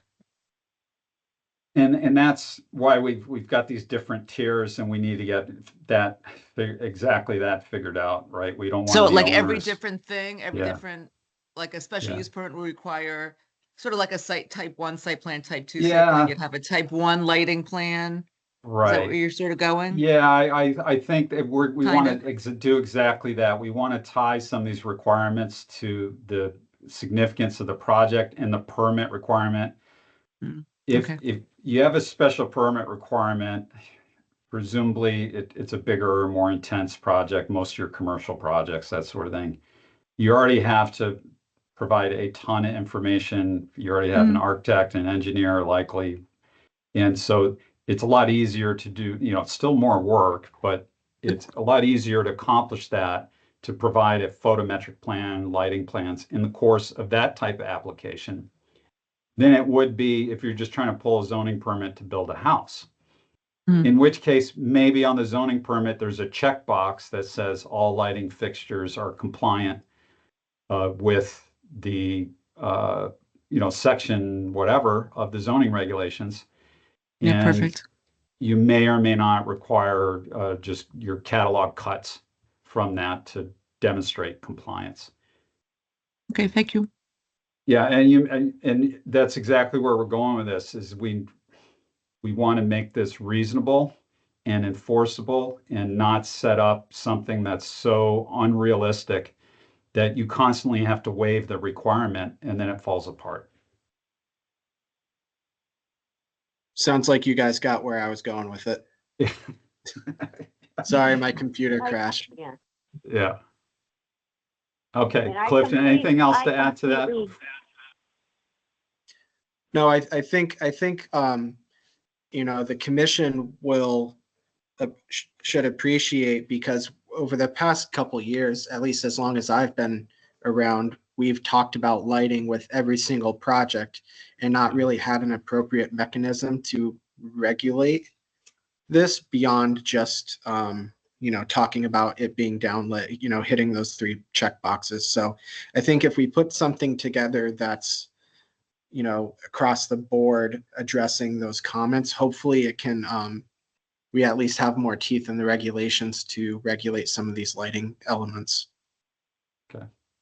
And Lynn, go ahead. No, I was just going to say, Keith, I agree with you, and I agree with you too, Alyssa, that it should be kind of tiered. The one thing I would like to see is that even for a residential property that is on the water, I think that's where, you know, we need to be very careful about the lighting. Yeah. And Yeah. not that I necessarily think that they have to do, you know, a full-blown project lighting plan, but I think, you know, we have some very large homes that go in right on the water, and you know, it disrupts that water. So I think we want to think about that a little bit. And the other thing I want to stress here is, and I don't know if this is you know, part of this, because I did, you know, it's indoor and outdoor, but the windows. So, you know, we recently had the Yeah. hotel built right on the water. They went back and they put in what they said were some special windows that would limit the amount of light coming from the windows directly on the water. I mean, the hotel is directly on the water, Yeah. and Yeah. on the other side of the river, which is very narrow, is a nature center, right? So it made a huge impact. Now, I haven't actually been there at night to see if the windows, you know, actually worked or not, but Yeah. I'd like to see that kind of regulation for lighting when it's right on the water. And again, Okay. you know, I don't know how you do that, but I think that Yep. that we have an opportunity there to do that. And then my final thing is the sign for at oh gosh, uh, the farm there, oh gosh, the health center that sits over the highway. Hartford Healthcare. Thank you, thank you. I I mean, and the Y has one too. We want to avoid those kind of illuminated signs. So I don't know if um, Clifton, you're way more familiar with those two signs as far as how we regulated them, but I think we should kind of ban those and never allow those. Lynn, what, and this kind of bring us back to our sign discussion, but what types of signs or what's the issue? These are So, the large wall-mounted signs that Yeah. are additionally illuminated. They're internally illuminated. Oh, internally, yeah. And I guess they're special wall signs, meaning they got a special permit to make Yeah, them they got bigger than. approved with the special use permit, or in the Yeah. case of Hartford Healthcare, it was approved as part of a floating Yeah. zone. Yeah. But I think if I understand Lynn's comment, it's the internal illumination element in addition to the size of the sign that becomes the problem. Okay. So this brings us back to our sign discussion, but so that everyone understands the way it works, you limit those wall signs to 18 square feet, but an applicant can, through a special use permit, whether exclusively for the sign or for a project that's being going through a special use permit approval, can the commission can grant what's called, allow them to have a special wall sign, which is that larger sign you described. Now, your regulations don't really say, your regulations allow for illuminated wall signs. They don't say anything that the special wall signs can't be illuminated. And that's something to consider, is to only allow internally illuminated wall signs for what your regular wall signs. And if you want the wall sign to be bigger, the specially approved wall sign, that you could do that, but it can't be internally illuminated. And that's something we could certainly do. I mean, I looked to all of you for direction on that. I think we should do that because um,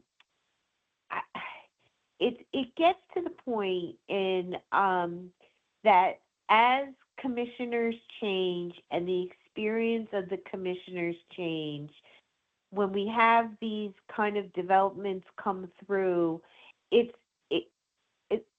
they don't know to ask these questions, okay? And because it's not there, right? You don't know. You're thinking it's the same thing. And, so I think we need to be very clear that this is not allowed in any zone, floating or, otherwise. So that would be how I would approach that. So I guess, Yeah. Now because your I don't regs. think we want them. It was a Yeah. slip. And it slipped a couple times in a couple big things. Okay. And now we've got it, right? And Yeah. I think it's, these are big projects and these are the kind of things that fall through the cracks and because Yeah. it's not specified, it just kind of goes. And the why is the same thing. Yeah. Huge. Now, your regulations, and I don't know that these signs comply or don't comply. Your regulations say that only 15% of that sign area can be illuminated. It's not intended to be a full internal illumination. It's just intended to be like an accent type illumination. Do you feel that more than 15, that's 15% of those signs are illuminated? Well, for Hartford Health Care, it's the entire sign. Is it? I would say it's how the sign is calculated, whether it's calculated as Yeah. square box or the individual letters, that are Yeah. being illuminated inside. Okay.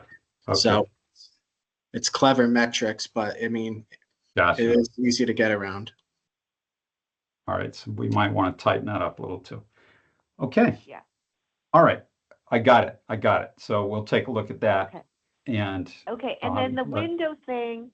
yes. Again, I'm going to use the why as an example, and I'm just using this as an example. I am a member of the Y, and I go there every day. So I'm not, those lights, the way the windows are on the Y, which is right on the water, you see them all the way across the river.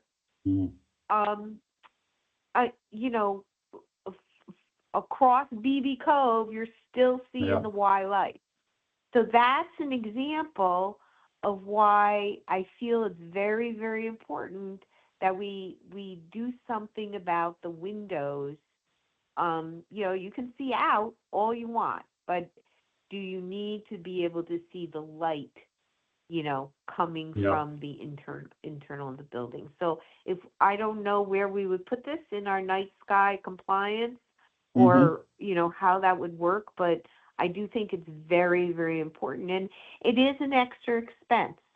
We all realize whether it's residential or commercial, it's an extra expense, but it's definitely, I think goes with our coastline community. So. Okay. And that would be in the lighting section, absolutely. And there are a couple approaches to that. One you talked about already is a special type of window glazing. It's intended to reduce the amount of light that goes out.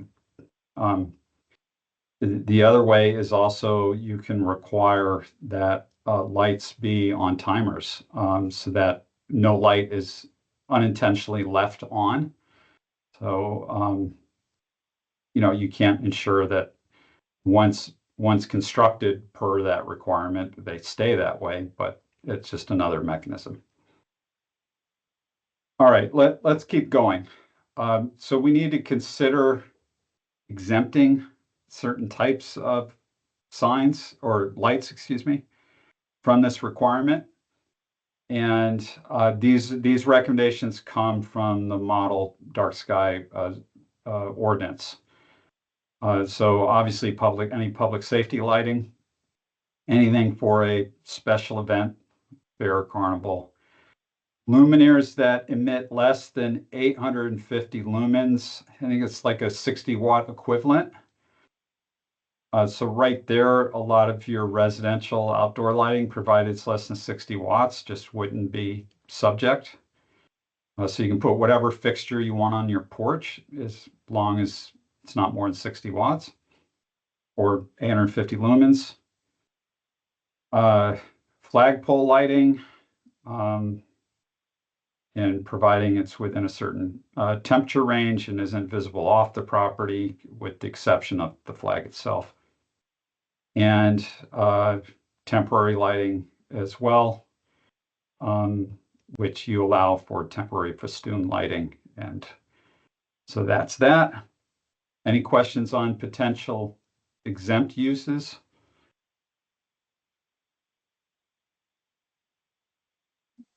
This is Ryan. I think the ones you've listed here seem reasonable. Yeah. And this comes straight out of the Connecticut model ordinance. So obviously it's been given a lot of thought by people that specialize in this type of work. Yeah. Okay, good. Prohibited. The items in red are the only items you currently prohibit. Well, I guess you could say the last item, the floodlights above a horizontal plane, you prohibit it because you require lights to be below a horizontal plane, even if you don't do it in that language. So let's say that one's prohibited as well. But you don't prohibit strips of lights. Light sources that oscillate or vary in intensity or color are not prohibited. Lasers, not prohibited. Luminous light tubes. Those those that's more of like an Art Deco thing, but regardless. Illumination of entire buildings. You don't prohibit that. You don't prohibit illumination of the entire facade just for architectural ornamentation. So once again, what do you think about prohibiting some or all of these in addition to what you already prohibit? Now, quick question on this one, Francisco. Yeah. We've dealt with this on a couple zoning complaints around town in the past with strips of light, tube lighting that is located inside the structure in which we haven't been able to regulate. So I think if we do go down the route of prohibiting these, we have to talk about outside lights versus indoor lights. Thank you, Clifton. And this is real. I think this relates directly to the concerns that Lynn has about lights coming through windows from inside of buildings. I think it's all part and parcel the same. This is Ryan. I just have a question. I'm just thinking Christmas lights. People have different tastes in Christmas lights. Yeah. Some oscillate, flicker, all that kind of stuff. I would wonder if we banned, prohibited all of this. There's carve out for that. Exempt lights right there. Sorry, I'm going the wrong direction here. Exempt temporary holiday or festoon lighting. Okay. All right, that answered my question. Right. And you could set whatever hour, time of day ranges. You could not have a time of day limit. The idea is it can't be permanent. So, and we're obviously not saying Christmas lighting, right? Because for obvious reasons, but we are saying you get 2 months out of any year. That's it. You want to put up your Easter lights, fine. But you get 2 months of this type of lighting per year. So yeah, we're exempting them. Okay. So this is Lynn. I think all of these on the slide of potential prohibited lighting should be prohibited.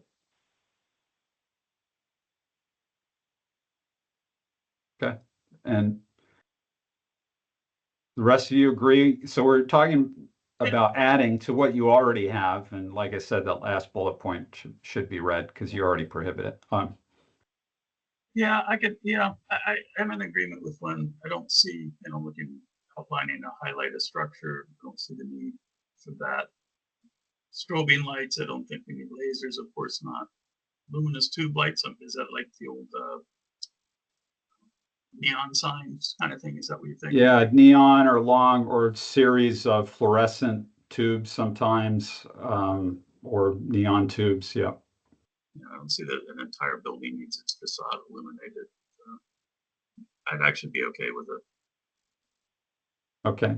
And it does allow for specific architectural features. All right. Thanks, Lisa, for joining us, and for your comments. All right. So we're good with this. Yeah. I have Okay. I have no problem unless we can specify how to address it, exterior versus interior. Okay. All right. So we'll dig into that because I think it directly relates to Lynn's concerns about lights coming from the inside of buildings. Correct. Yeah. I mean, the way that this gets, brought or addressed through case law is, you have to have some form of metric to measure how much pollution is coming Yeah. out of the property. And Yeah. you're not going to do a photometric plan for lights inside a structure. So Right. if we start regulating how much light is coming out from in, then we need to think about how are we going to actually measure that. Okay. All right. We'll take a look at the best practices for doing exactly that. Okay. All right. We good on this? So let's talk about how we can regulate. All right. So for all uses, there's a series of things that you could regulate and apply to everything. And first of all is light trespass. You can restrict light from spilling over onto adjacent properties, and that's usually measured at a height above the ground. Okay, and that is to allow for effective light at a certain level at the very edge of the property, so that if there's a walkway that's at the very edge, you can still light it, provided that light doesn't travel a certain height into the adjacent property. The next is targeted light, requiring luminaires to be fully shielded and pointed exactly where they're needed, and no more than above 80 degrees nadir. Nadir is a fancy word for perpendicular, so no more than flat, and less, 10 degrees less than flat is the recommended standard.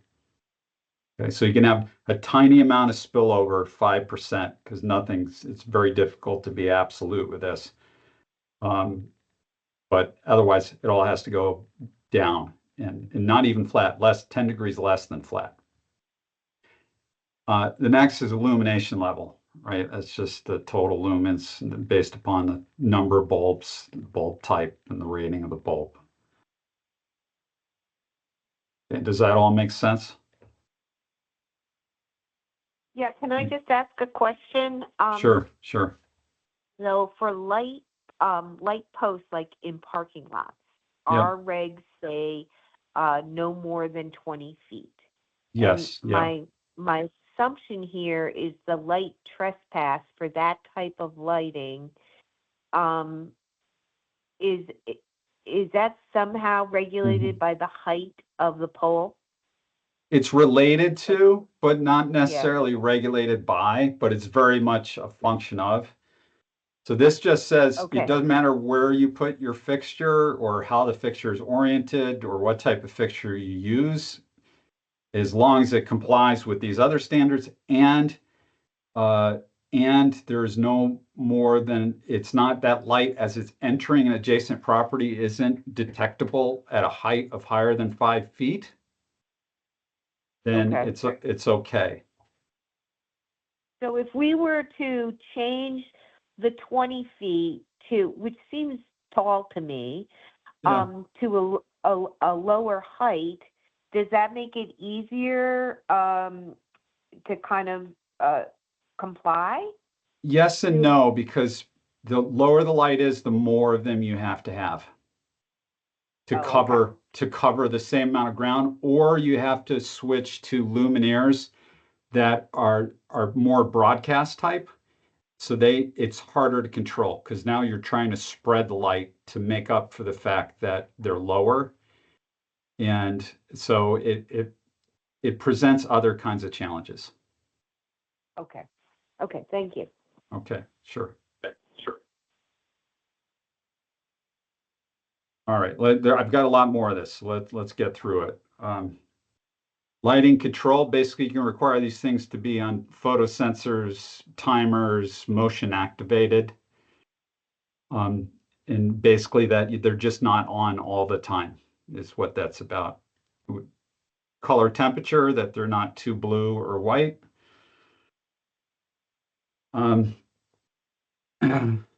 So that was for all uses. So for all projects, regardless of what the development is, the use, those are applicable to everything.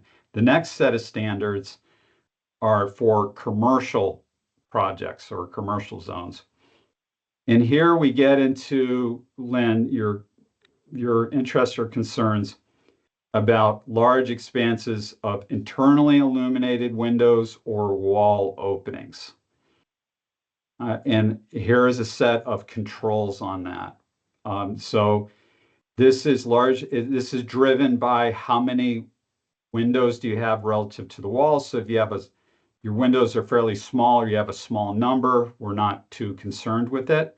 But if you have a wall of curtain windows, it's all, glass floor to ceiling or of over 35%, then you would need to have occupant sensor controls on the lights so they automatically turn off if no one's in the space. You have them all automatically turn off after a business is closed and during holidays. And of course, you have to provide certain exceptions to that for, medical care settings and that sort of thing.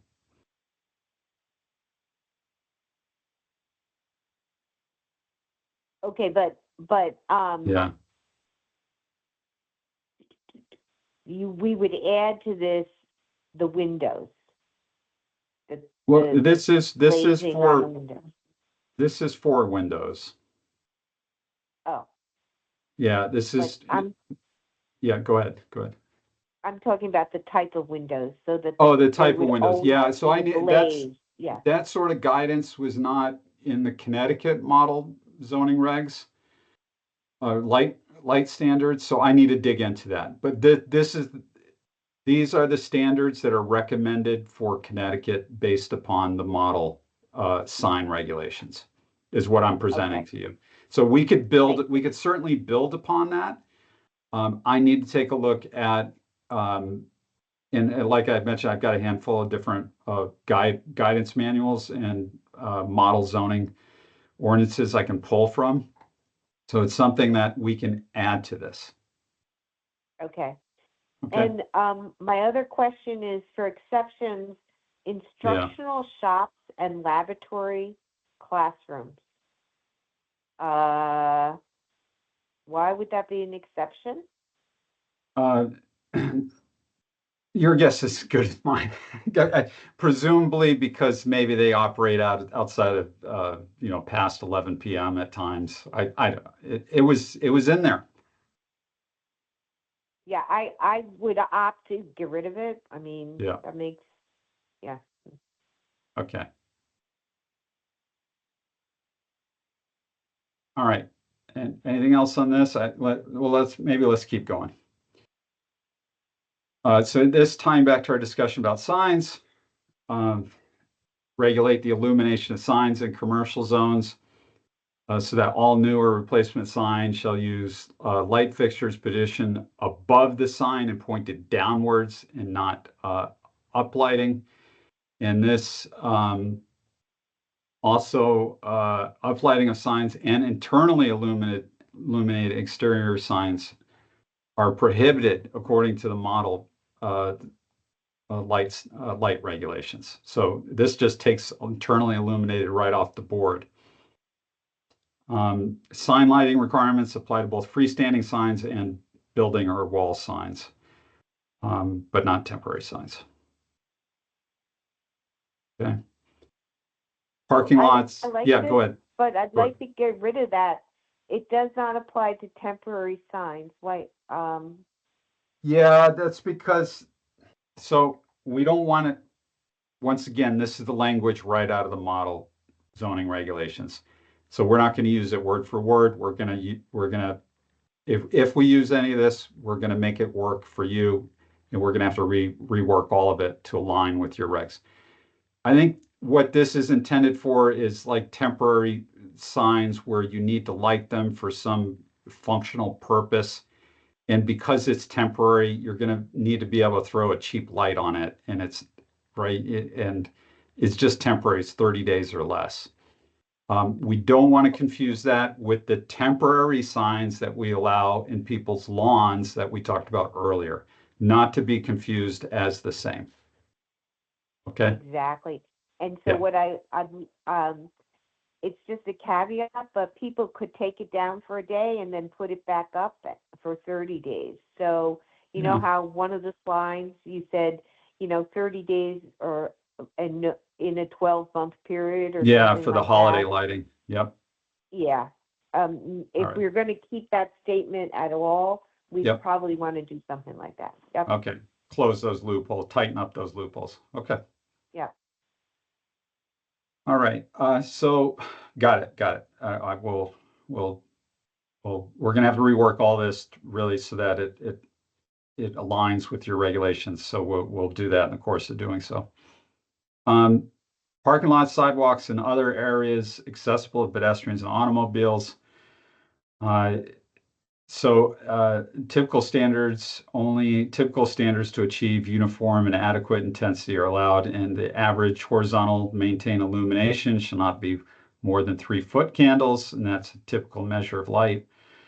And for parking lots with more than 20 spaces, the maximum minimum uniformity ratio, and here we're getting wonky here, but lighting engineers know what all this stuff means.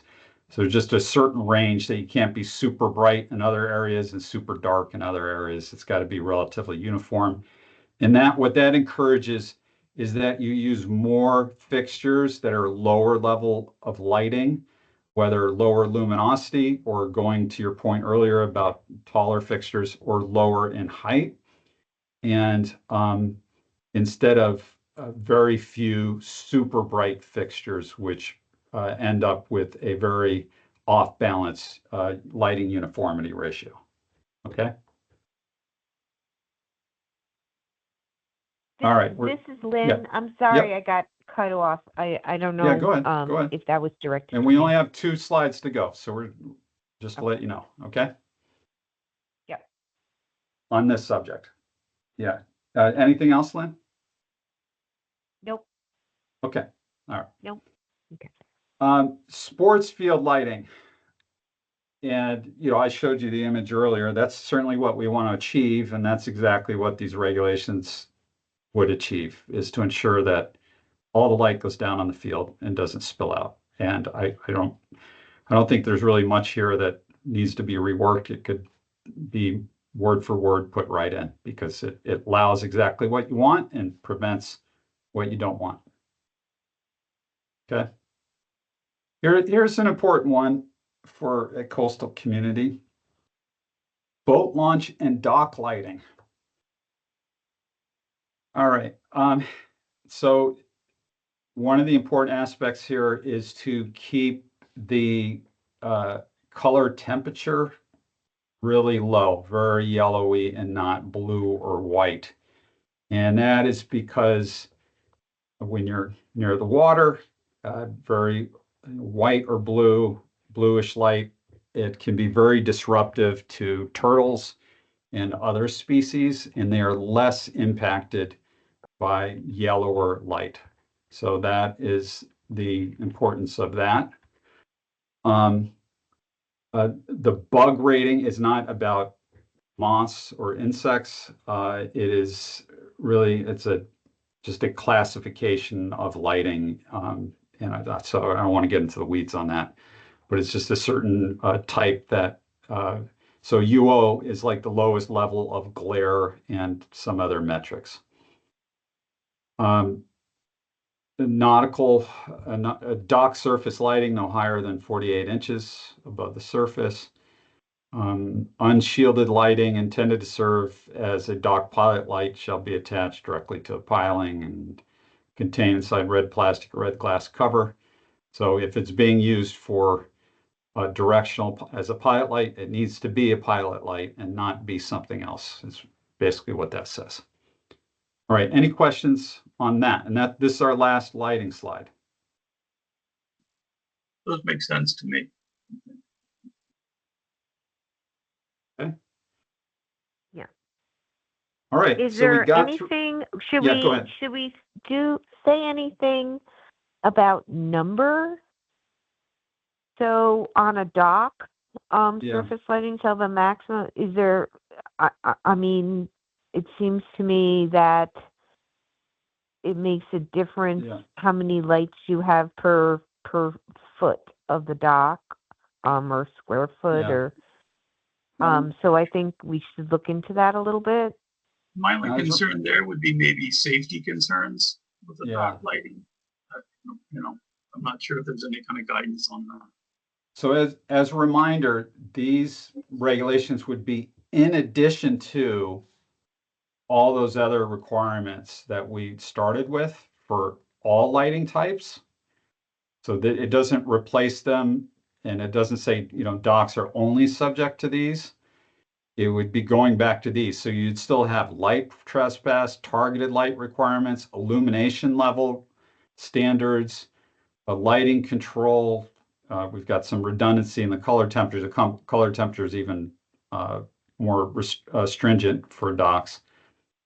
So all of that still applies. So there still are a lot of controls on excessive use of lighting.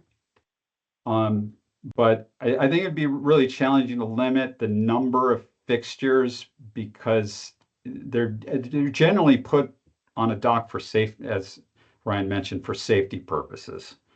And I think if we have all the rest in place, it will ensure that it's not excessive. Okay. All right. I mean, I don't know. I think a lot of people overlight their docks because they think it's like a party place, to be honest with you. Yeah, I'm sure you're right. It's got nothing to do with safety. It's,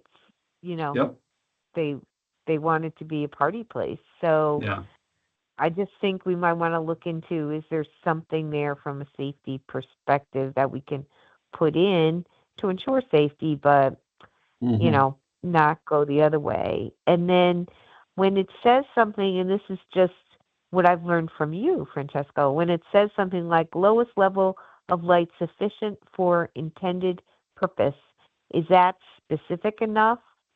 Yeah. Like somebody could say, oh, is this the light you need for what you're doing? And they're going to say, oh, no, it's 10 times more. And we wouldn't know. So maybe we want to put something in there a little bit more, just to add clarity. So that what you just read is specific only to the pilot light okay. Right? It's just specific to the pilot light. And I have no idea what's needed for, the people that run docks, people that ship pilots, they know what they need. So we don't want to get in their way of that. We just want to encourage them not to use more than they need. Okay. All right.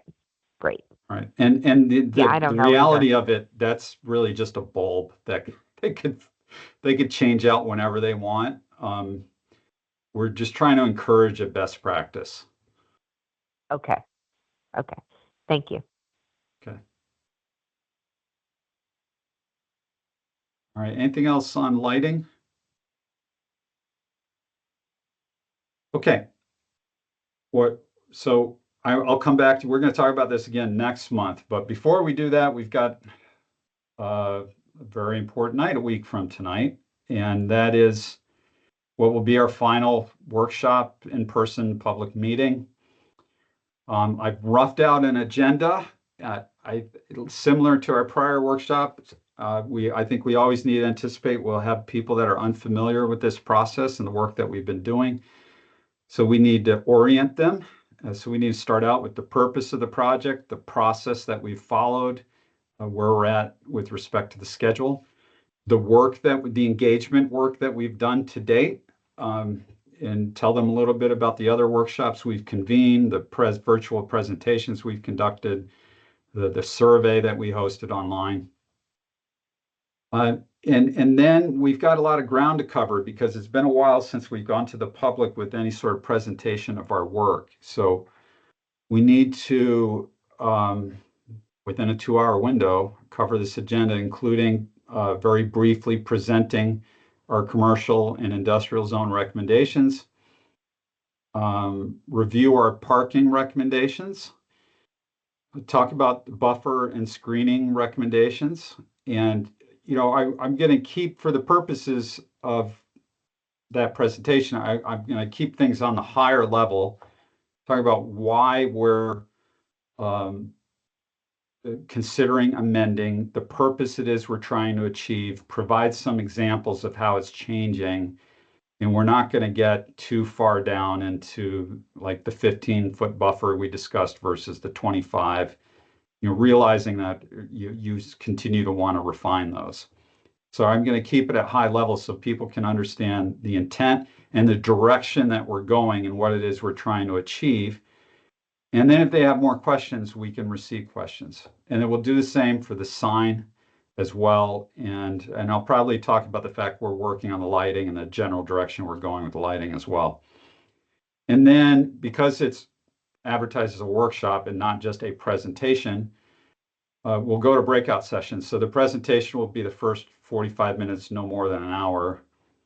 And then we'll break out into breakout sessions. And what I'm considering, and I'm flexible in the approach, what I'm considering is having a table. If you want to talk about the commercial and industrial zone recommendations, you go to this table. If you want to talk about parking, it's that table. If you want to talk about buffering and screening and landscaping, it's that table. If you want to talk about signs and lighting, you go over there.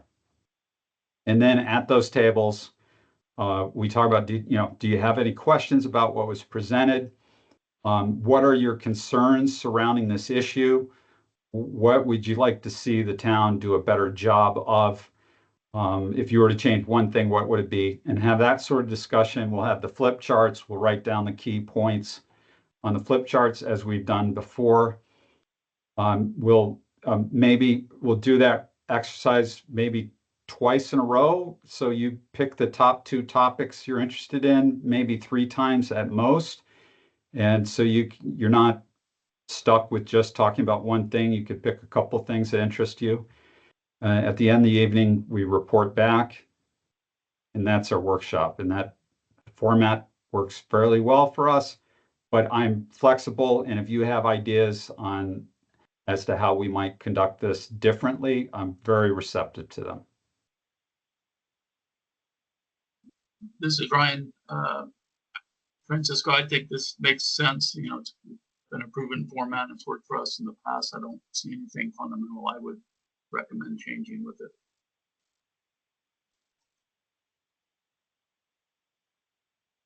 Yeah, this is Lynn. Unfortunately, I cannot be at the meeting on the 30th. I have a conflict that I cannot change. Okay. So. All right. Thanks, Lynn. Thanks for letting me know. Anyone else on the agenda?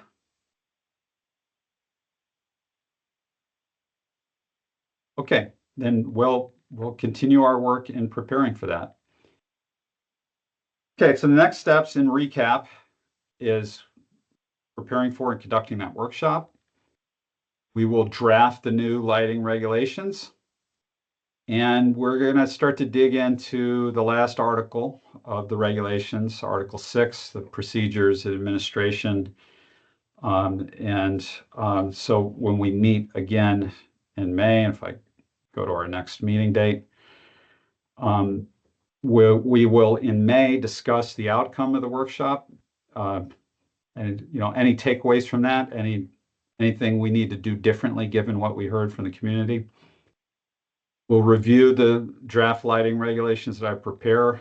And then we'll talk about your administrative aspect of your regulations, some of our initial findings, what, if anything, may need some work. Then in June, that will be our final meeting. We will go through all of the amendments that we've developed to date. And by the time we get to June, we'll probably be in the low 40s. And hopefully make some decisions about some things we might leave behind. I imagine there are a few things that you just like to leave on the cutting room floor. And things that you feel really strongly that you really like what we've prepared. You want to advance them. You want them to be a priority for advancing. And so I'd like to use that to prioritize the recommended amendments and come up with a general approach or strategy for adoption.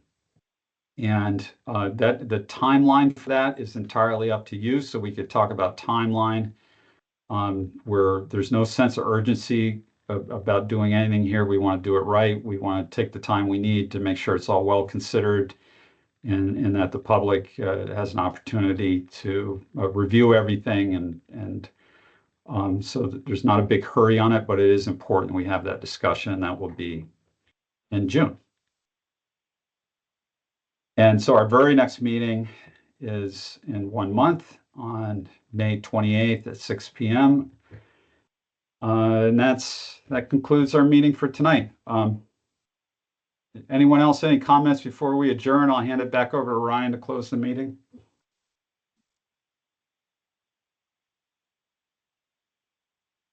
I'm not hearing anything, so if not, thank you very much, Francisco. Very productive meeting tonight, and thanks for everybody's participation. And I'll go ahead and adjourn the meeting. Okay, thank you, everyone. Good night. Good night. Thank you.